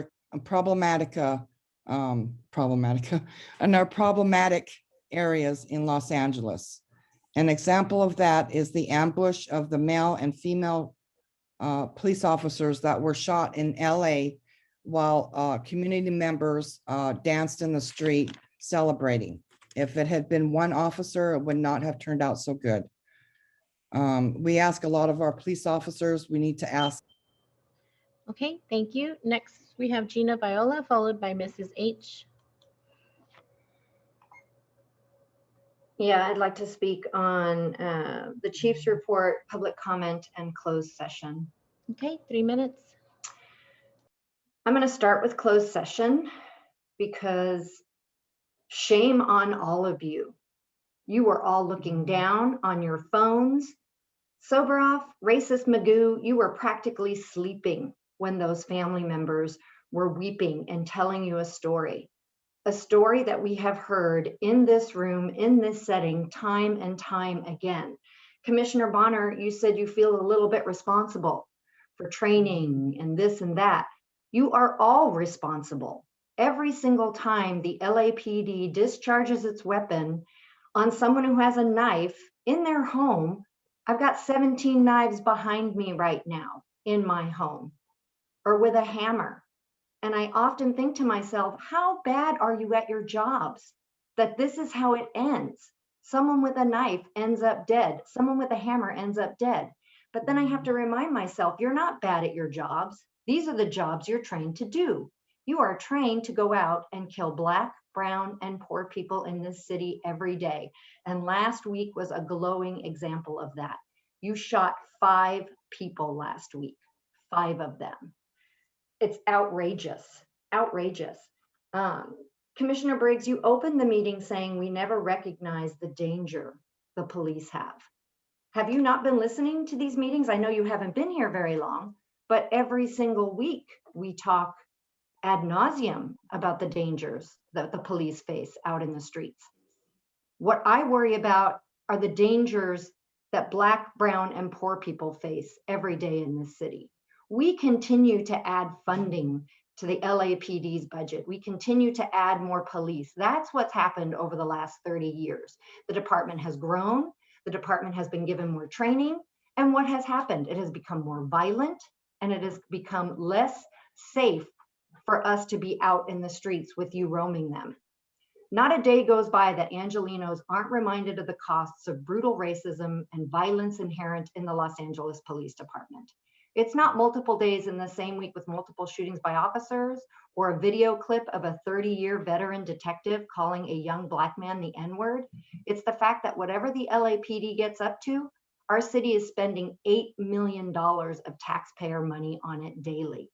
This needs to change. This needs to change now. We have been calling for a divestment of law enforcement. It is not the solution to our social ills. We can see that. We can see that with the number of times you shoot people, you kill people, you cage people, and nothing gets accomplished. Remove the LAPD from the horrible sweeps that are happening in the city as well. It's going to be an ugly week here in Echo Park, I can tell you that. Okay, thank you. Next, we have Mrs. H, followed by Letty. Good morning. Good morning. What items would you like to speak on? The chief's report and public comment. Okay, 2 minutes. Okay, thank you. First off, I want to offer my condolences on the tragic death of a police hero, Officer Eric Talley. My deepest sympathies go out to him, his family, and even his police family. Secondly, regarding the sex worker deaths, I understand that there were non-Asians killed at the time, yet I don't hear about that. Rather than make this about racism, this incident points to the vulnerability of sex workers regardless of the race. While politicians in the mainstream media pander to the left-wing narrative of racism behind everything, they conveniently overlook the skyrocketing rates of Latino and Black homicides, shootings, and gang crime. Communities of color suffer disproportionately because defunding has left areas such as South LA and Watts seriously understaffed. As bodies pile up, fewer detectives are available to resolve cases, leaving victims and their families in limbo and helpless to do anything. Detectives are expected to resolve cases with fewer resources and more time pressure, which causes the quality of an investigation to suffer and for cases to become backlogged. If a detective expedites a case, the quality of the work could suffer, and this could make the case immediately rejected by an already radical pro-criminalized district attorney's office or even dismissed outright, and again victimizes families who are already suffering. Our detectives and officers want to do a good job, but they need the resources to do it. And there is now the added pressure of a punitive environment in which our police be held criminally and civilly liable for making any mistakes they might make in such a hostile environment. I believe detectives want to do right for the victims, but they are placed in an environment where they are not given the resources they need to do the job and are barely getting by and becoming burnout. Once again, it is an issue with personnel manning, but it also underlines the lack of resources may deny victims the justice they demand. So stop pandering to a Marxist agenda and start standing up for our communities and our police. Thank you. Okay, thank you. Next, we have Mrs. H looks like she dropped off. Next, we have Matios Cadane. Oh, I'm sorry, Letty, followed by Matios Cadane. Can you hear me? Hi, yes. What items would you like to speak on? Chief's report and public comment, please. Okay, 2 minutes. Okay, first off, I support LAPD. I support Chief Moore. And everybody needs to understand the recruits classes need to restart up. Promotions are down 6 months with all of the retirement and moving on. We need promotions. The lack of resources to assist the victims, they're just not there. And the amount of crime that has increased in South LA and Watts is all due to being short-staffed. Detectives are now out on patrol most of the time, so their cases are backlogged. We need to increase the staff. We need to increase everything that's involved with the department. People aren't understanding the amount of incidents that's happening is all due to being short-staffed. I support LAPD. I support Chief Moore, and I hope everybody stays safe and stop with the complaining of hate crimes. There is one race on this earth, and it's the human race. Thank you. I yield my time. Okay, thank you. Next, we have Matios Cadane, followed by Kimberly Isaacs. Hello. Hi, what items did you like to speak on? All of them in public comment, please. Okay, 3 minutes. Thank you. Chief's report. Chief Moore, it's gross to hear you talk about loss of life and hate crimes and systemic racism when you and your department have led the charge in championing hate in this city. You disgust me. Also, why are you touting the fact that you had just as many officer-involved shootings at this time of year in years past? That's the problem. The City Council's Public Safety Committee recently released a review commissioned to assess the LAPD's response to the George Floyd uprising, and I couldn't help but notice that there was no mention of it in the chief's report. Although the report that was provided was highly sanitized and written by veteran LAPD officers, it still condemned the heinous actions of the LAPD under the leadership of the inept Chief Moore. The review concludes that the city needs to establish a bureau dedicated to addressing these specific issues, which is laughable, to say the least. We know, as we've stated before, that Angelenos don't want to strengthen an entity that has consistently murdered and brutalized us since its inception. We know that 62.4% of Angelenos want to defund the police. We know that reform efforts like the one seen in response to the Christopher Commission and the Rampart scandal do nothing but further fund the violence enacted upon Black and brown Angelenos. Generations of quote unquote more training have done nothing more than sophisticate the ways we are being surveilled and brutalized by the LAPD. Now, I'm not without solutions. One actionable step the commission can and must take is to call for the immediate firing of Chief Moore. Chief Moore's incompetence and blithering idiocy is costing us the lives of Angelenos. This is a man who runs, and I'm using the word runs loosely here, a police department that has had 5 officer-involved shootings in 4 days. A man who has so routinely dehumanized Black lives that his officers feel safe distributing a Valentine that mocked the murder of George Floyd. A man who would shield criminals within his own department, including the ones involved in the attack on the Capitol. Chief Moore has no true sense of justice or even a simple grasp on what is right or wrong. He'll say that those protesting George Floyd's murder are just as responsible for his death as the white supremacist who murdered him without batting an eye. He'll equate an empowered Black woman-led movement to an anti-Semitic white supremacist group that literally calls for the extermination of the Jewish people. He has shown us that he is devoid of any real leadership. The LAPD has no chief while Michael Moore remains in his position. The department's actions will continue to be dictated by the racist officers that infest it, and he will be there to poorly defend their shameful actions as long as you allow him to do so. Chief Moore is a sad, pathetic, gutless, spineless, and it can't go unsaid racist blemish on this city. He needs to go. Call for his immediate termination. Lastly, stop limiting public comment to 45 minutes. Allotting 45 minutes for a public comment in the city of millions is a clear act of suppression. Tuesday at 9:30 a.m. is a ridiculous time for a public forum. Most people are working at this time. And Commissioner Briggs, I guess Acting Commissioner Briggs, I can't help but note that you said you would stop people if they went off topic. There was literally a police officer 2 callers ago attacking the family of Daniel Hernandez. I would say that's off topic. I would say that's addressing another caller. Those were the criteria you placed to end a call. I don't know why you didn't do so. I yield the rest of my time. Thank you. Okay, thank you. Next, we have Kimberly Isaacs, followed by Jason Reedy.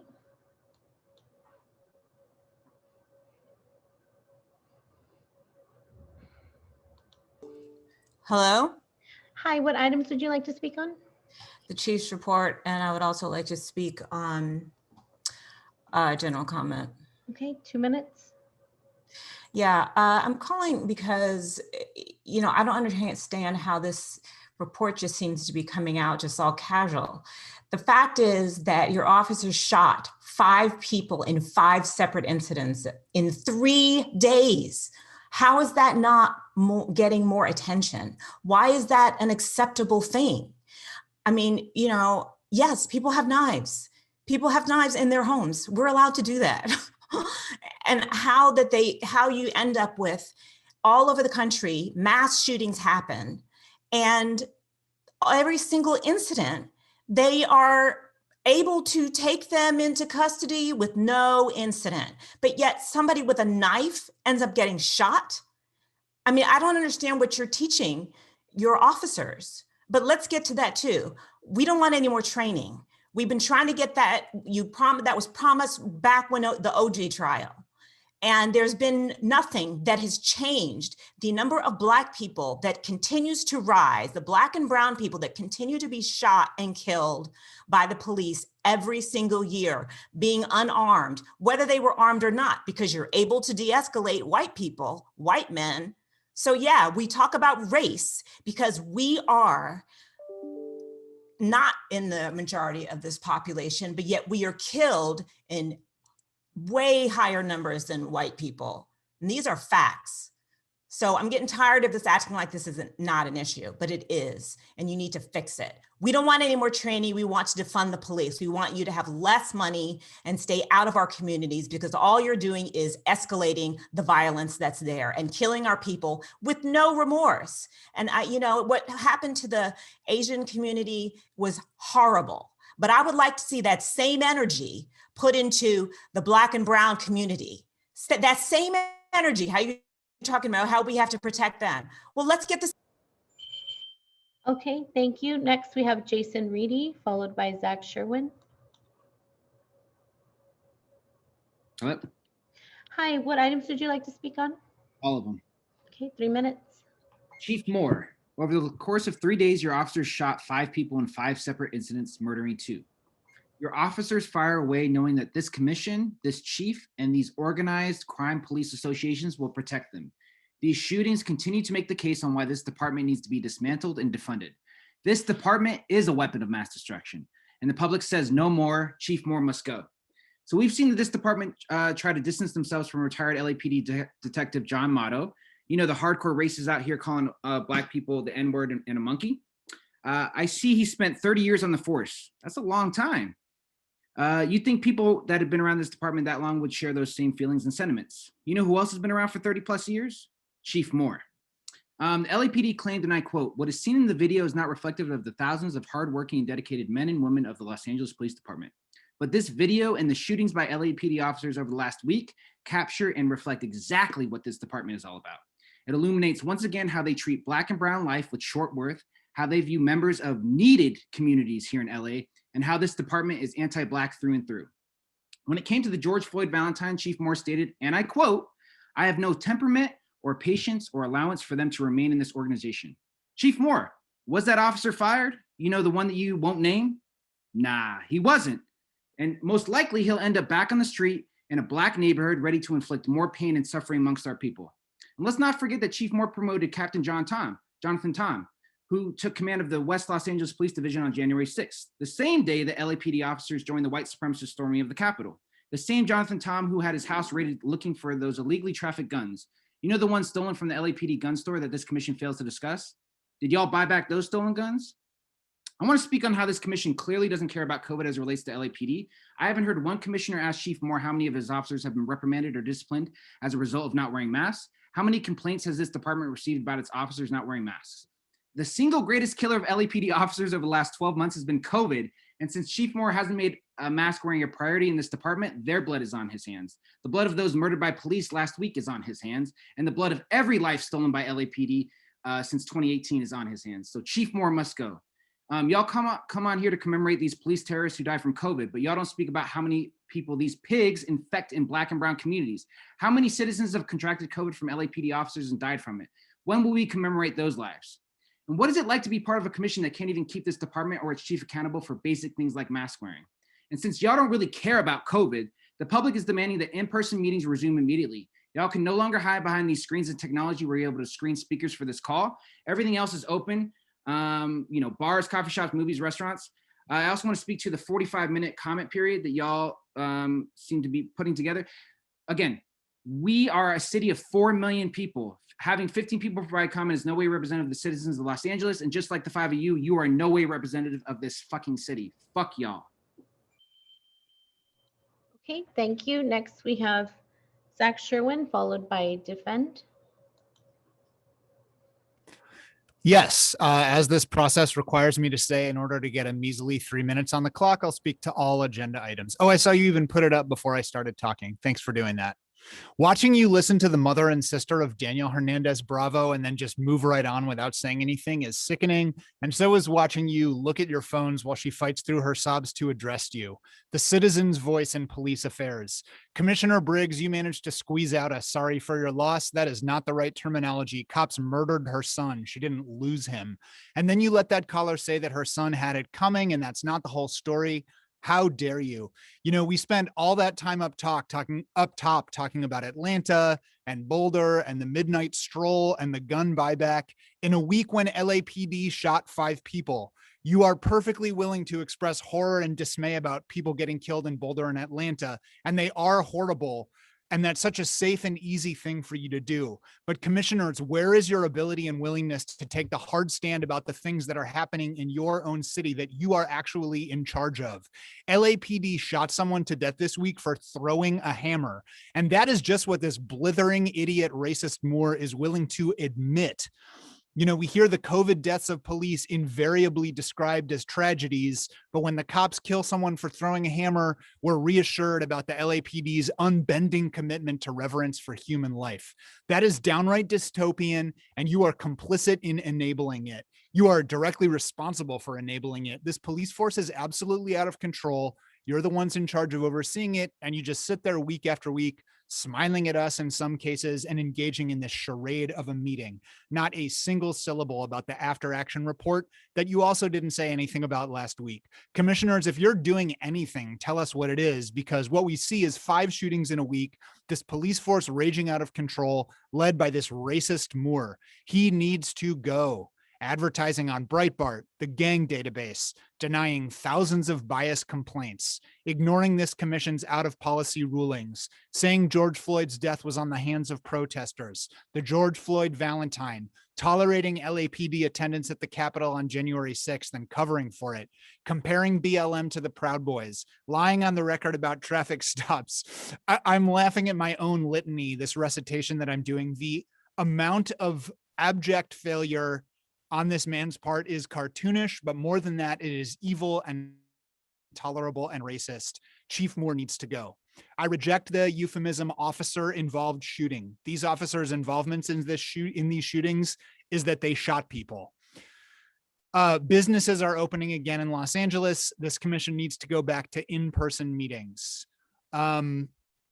Let's see what else. Oh, yes. There's no more room for hate, and vitriol and name calling is what Steve Soboroff gets exercised about with everything else we've heard on this call. Steve, you're a fucking complicit piece of shit. This commission is beyond the pale. Okay, thank you. Next, we have Defend, followed by Menard Jarbin.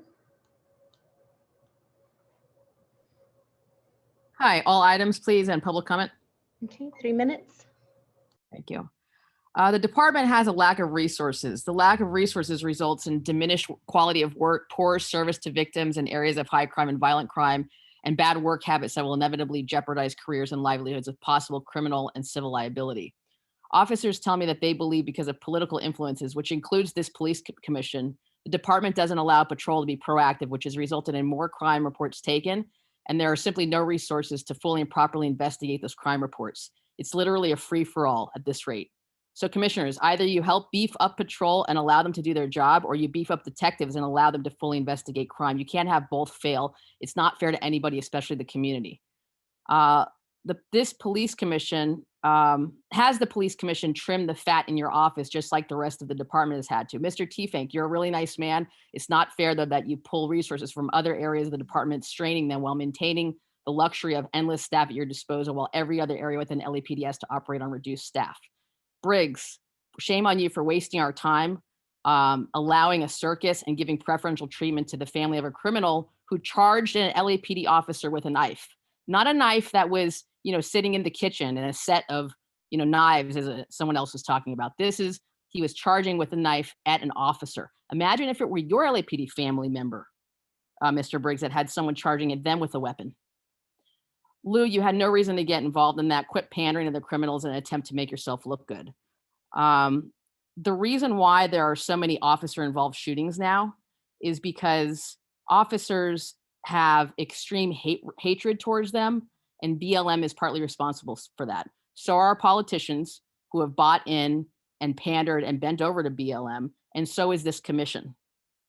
You have essentially emboldened them and enabled them to follow through with this hatred towards our officers, and it's not right.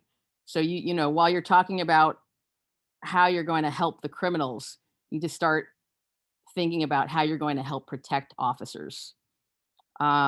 The department needs more resources for staffing and promotions. They need to start recruiting classes again, because they're below even what the budget approved last year took them down to.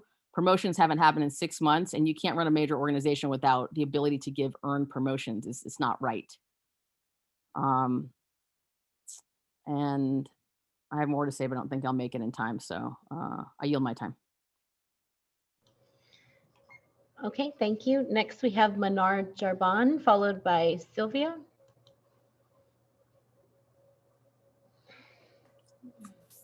Hello, I would like to give general public comment.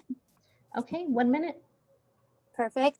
I just, first of all, I would like to say that you guys need to stop silencing our voice and stop holding this meeting at the same time as city council meeting, not to mention the board of supervisors. We should be able to give public comments at both meetings without having to jump back and forth. Second of all, Chief Moore, quit your fucking job. Last week, your officers shot 5 people in 5 separate incidents. LAPD has shown time after time that you do not know how to de-escalate situations. You do not keep our community safe. You do not act in the best interest of our communities. All you know how to do is terrorize and shoot and kill our people. You don't need extra training. No amount of training will fix this inherently racist and corrupt system. We need to divest these funds from policing and invest those funds into our communities. As you are all speaking of racial hate crimes and systemic issues, it is shameful that you are not addressing the hate crimes and systemic. Okay, thank you. Next, we have Sylvia, followed by T.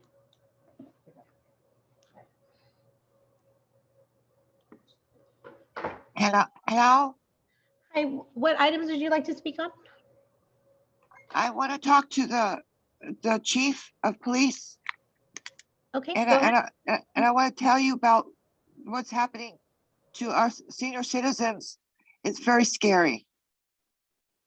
Our senior citizen group met, and there are crimes against old people where everyone is coming after us, and even people have been burned. I don't know how to stop this, and I don't know how to feel safe. With COVID, we try to go out, and now there's hate crimes. There's hate crimes everywhere. We ask a lot of our police. Can't we give them something to help us older folks to not have to live in fear of this hate that's causing us now to even hide more in our houses? COVID, we want to go out. We can't get out. There's so many of my friends whose family have been attacked for no reason on the streets in Los Angeles. I don't know what can be done to stop these people and their violence, and there's so much talk of hate. Maybe we should quit hating our police. Maybe our leaders should be telling the people that the police are bad. The police have helped my friends, my family so often. It breaks my heart that Garcetti, Monica Rodriguez, and Dora Martinez only talks bad about our police while our police are being killed. We don't need to hide in our houses anymore. Please make the city safe for us again. We don't even go to the doctors anymore. Some of us have to use the bus, and it's not good situation with all this hating our police. They're dying too. I want to live the rest of my life not fearing violence, people coming into our houses too often. Thank you. Okay, thank you. Next we have T followed by Michelle Wetland. Hello, Hi, what items would you like to speak on? all of them. Okay, 3 minutes. First off, I want to send my prayers, condolences to Daniel Hernandez's family. I'm so sorry you've had to endure this trauma and pain at the hands of law enforcement. And then they refuse to acknowledge what they've done. And then they have their people call in addition to the trauma, further traumatize the family and don't even acknowledge the pain and suffering they've caused this family. Second of all, I want to acknowledge the fact that we're on indigenous land, Tongva, Kizh, Hachiman, Tatavi, and Chumash land. Third of all, I want to honor over 630 lives that have been stolen and murdered at the hands of LAPD and a LA Sheriff's Department with zero accountability. Not one officer has been prosecuted in 7 or more years. Not one officer. And time again, we hear the same scenarios and the same narratives that the police are painting, when we know, in fact, it's false information that they're giving. Families aren't able to recover items from their loved ones, falsified autopsy reports, harassment of the families after they've murdered their loved ones. This is unacceptable. How can we continue to go on and on? And you have people calling on here and saying it's not a race issue, but Black and brown people are continually being murdered. And y'all acknowledge the fact that there's Asian hate crimes. And this is terrible. There shouldn't be any hate crime of Black, brown, Muslim, indigenous, Asian, no one, right?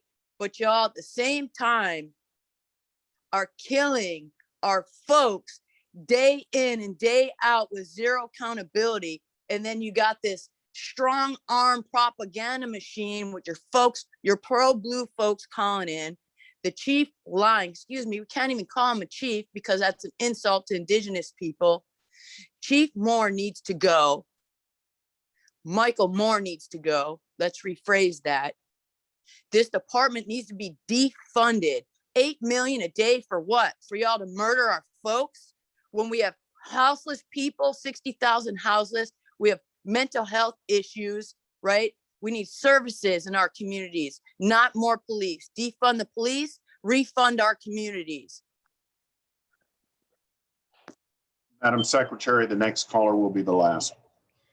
Okay, and our final speaker, Michelle Wetland.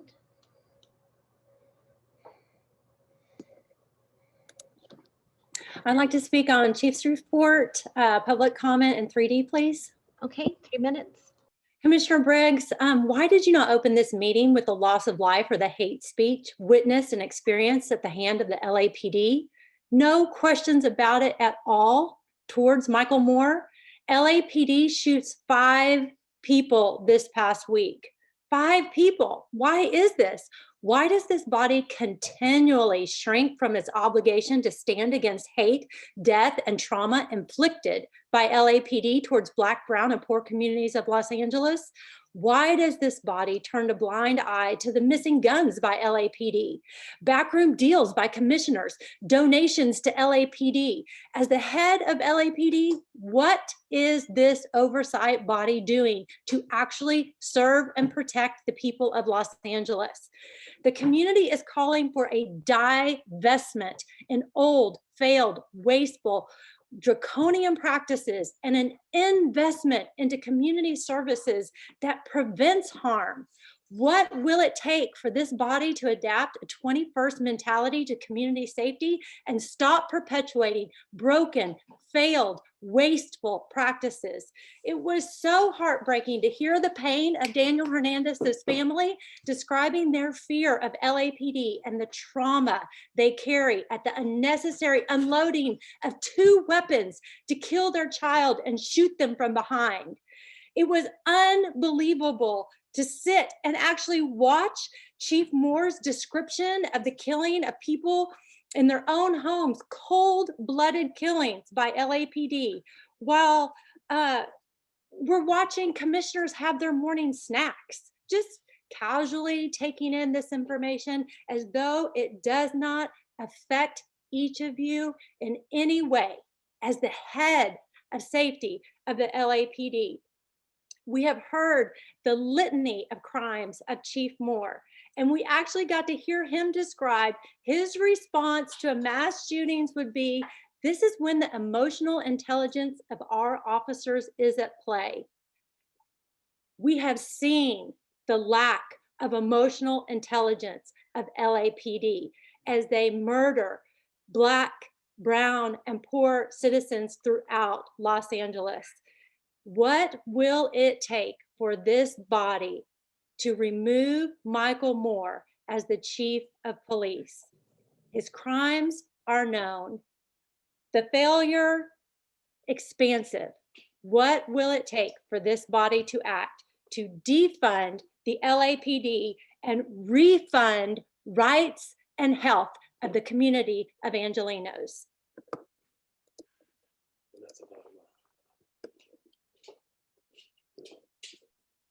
Thank you, Madam Secretary. That's the end of the public comment period.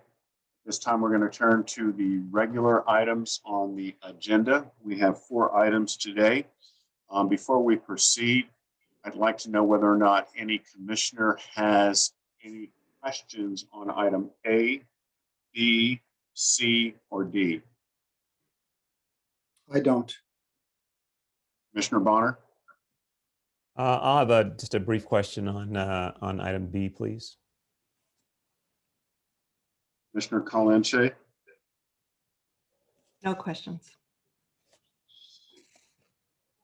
In light of the fact that there are no questions on item A, C, and D, I'd like to move that the commission approve the department's report dated March 17th, 2021, relative to the budget modification for the 2019 EMA Capacity Enhancement and Backlog Reduction Program grant. Is there a second? A second. Thank you. Motion's been made and seconded. All in favor, say aye. Aye.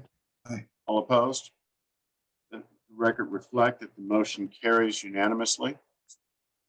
On item C, which is the department's report dated March 17th, relative to the proposed revision to council-approved records retention schedule.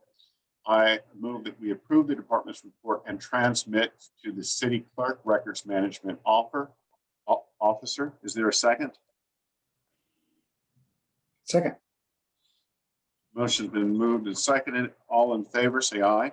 Aye. Aye. Aye. Motion carries. With respect to item D, I move that we approve the department's report and accept the donation from the Los Angeles Police Foundation valued at $3,641.63. Is there a second? Second. Motion's been made and seconded. All in favor, say aye. Aye. Aye. Motion carries. With respect to item B, the department's report dated March 4th relative to the transmittal of the grant application and award for the 2020 Internet Crimes Against Children program for the California Governor's Office of Emergency Services. Commissioner Bonner, you have a question, so I'd ask that Captain Chris Waters be brought up.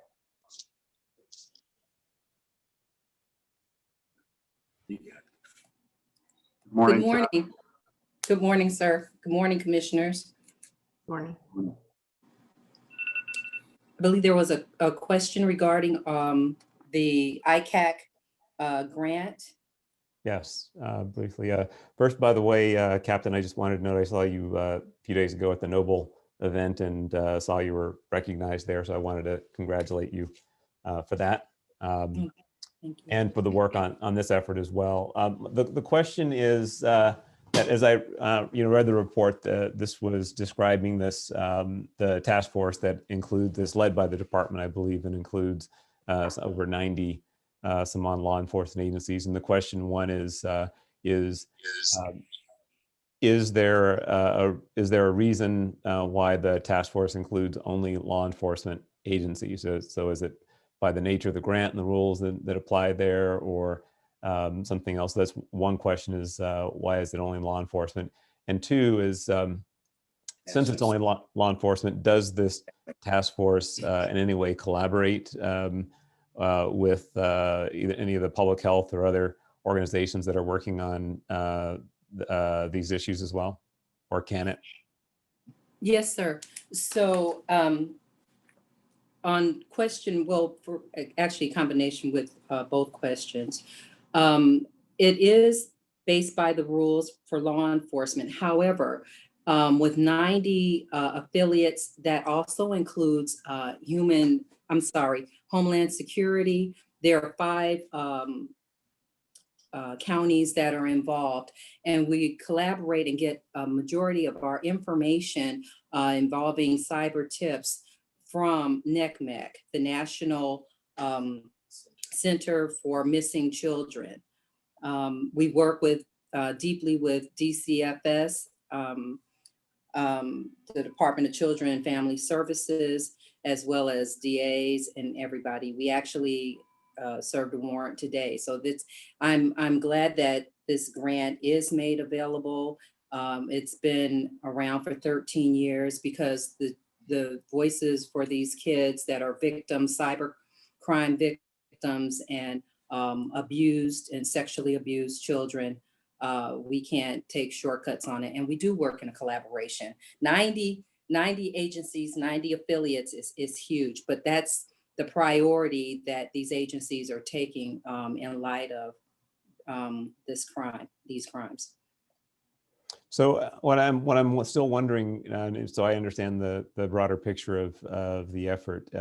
Is this an effort where the focus of these activities, I know there's a lot of investigation, forensic analysis and those things, where you're then identifying and presumably prosecuting some of the perpetrators, but is there any interaction with the victims in any cases? And I know that a lot of these crimes, the victims can be anywhere. Sometimes they may or may not be identified, and so on. But that's what I'm just trying to understand is there any element of this effort that does actually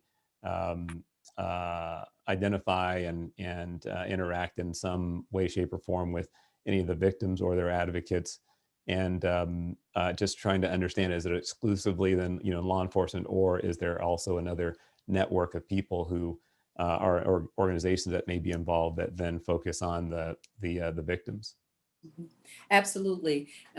Just from today's search warrant, we have 2 victims right now. They'll be getting additional help from advocate. We have a number of different advocate groups that we work with to help children, to help the parents cope and deal with this horrendous crimes that occur.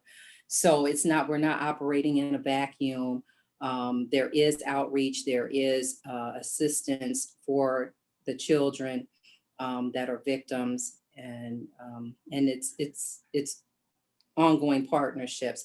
The children are not only, I know a lot of times with when we think of sex crimes, we may think of teenagers. These children are from, I mean, it's sad to say, arm babies to prepubic or 13-year-olds that are abused. And so, yeah, we do work extensively with different advocates and to help them get mental and different services that are required.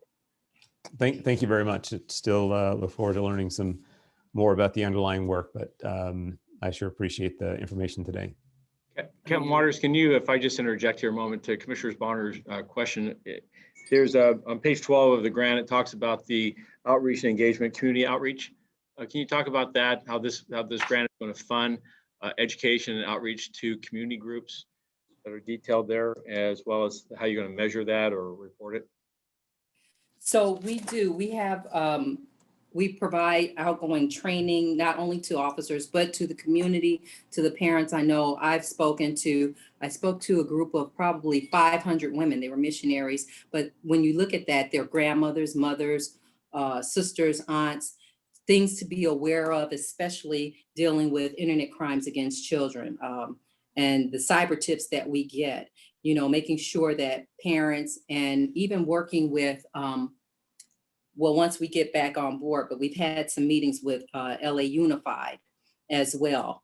So it's important. We have ongoing, I don't have the pages right in front of me, but we have ongoing training all the time with a number of community members, different agencies, like I said, schools, to educate them, as well as our department, as far as what to look for, because the other side of that coin, who we work with as well, human trafficking, the older children that are exposed.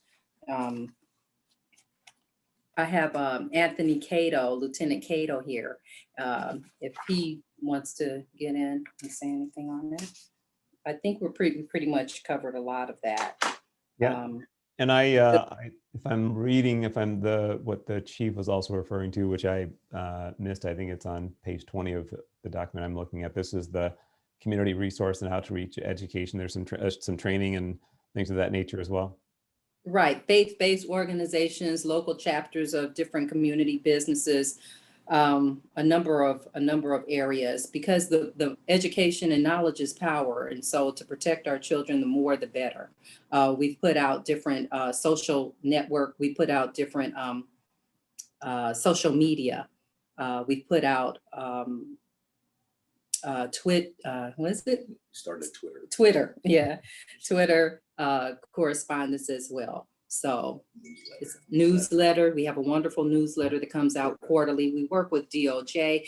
It's huge, and I'm very proud of our leadership with our Los Angeles ICAT that runs this regional ICAT for the 5 counties. So I appreciate that, because my first and quick reading of it, it was, nonetheless appropriate. So I was supportive of it, but it certainly came off as initially as a more narrowly focused grant that, was driven or concentrating on technology and some of the investigative resources. But I understand how it fits into the larger picture of the effort. So I sure appreciate that.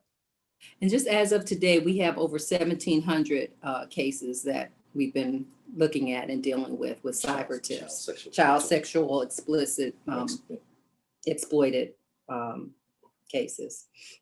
Okay, great. Thank you. Thank you very much. Thank you, Lieutenant Cato. Any further questions, Commissioner Bonner? No, thank you. At this time, I'd like to call the question. I move that the department's report dated March 4th, 2021, relative to the transmittal grant and award for the 2020 Internet Crimes Against Children program for the California Governor's Office of Emergency Services be approved and transmitted to the mayor and the city council. Is there a second? Second. It's been made and seconded. All in favor? Aye. Aye. Aye. Any opposed? Motion carries. Thank you. At this time, this ends our regular items on the agenda, and we'll be moving to the closed session. I'd like to say we should commence the closed session at noon to give everyone time to prepare. Is that fine with all the commissioners? Sure. See you in closed session. Thank you. Board of Police Commissioners will now recess into closed session to discuss agenda item 4A1 in accordance with Government Code 54957.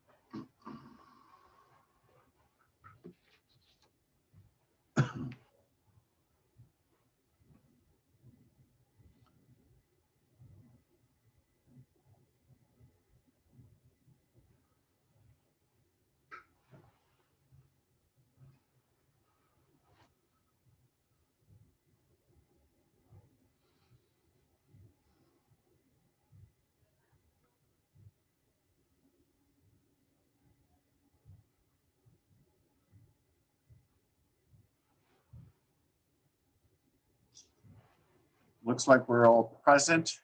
Mr.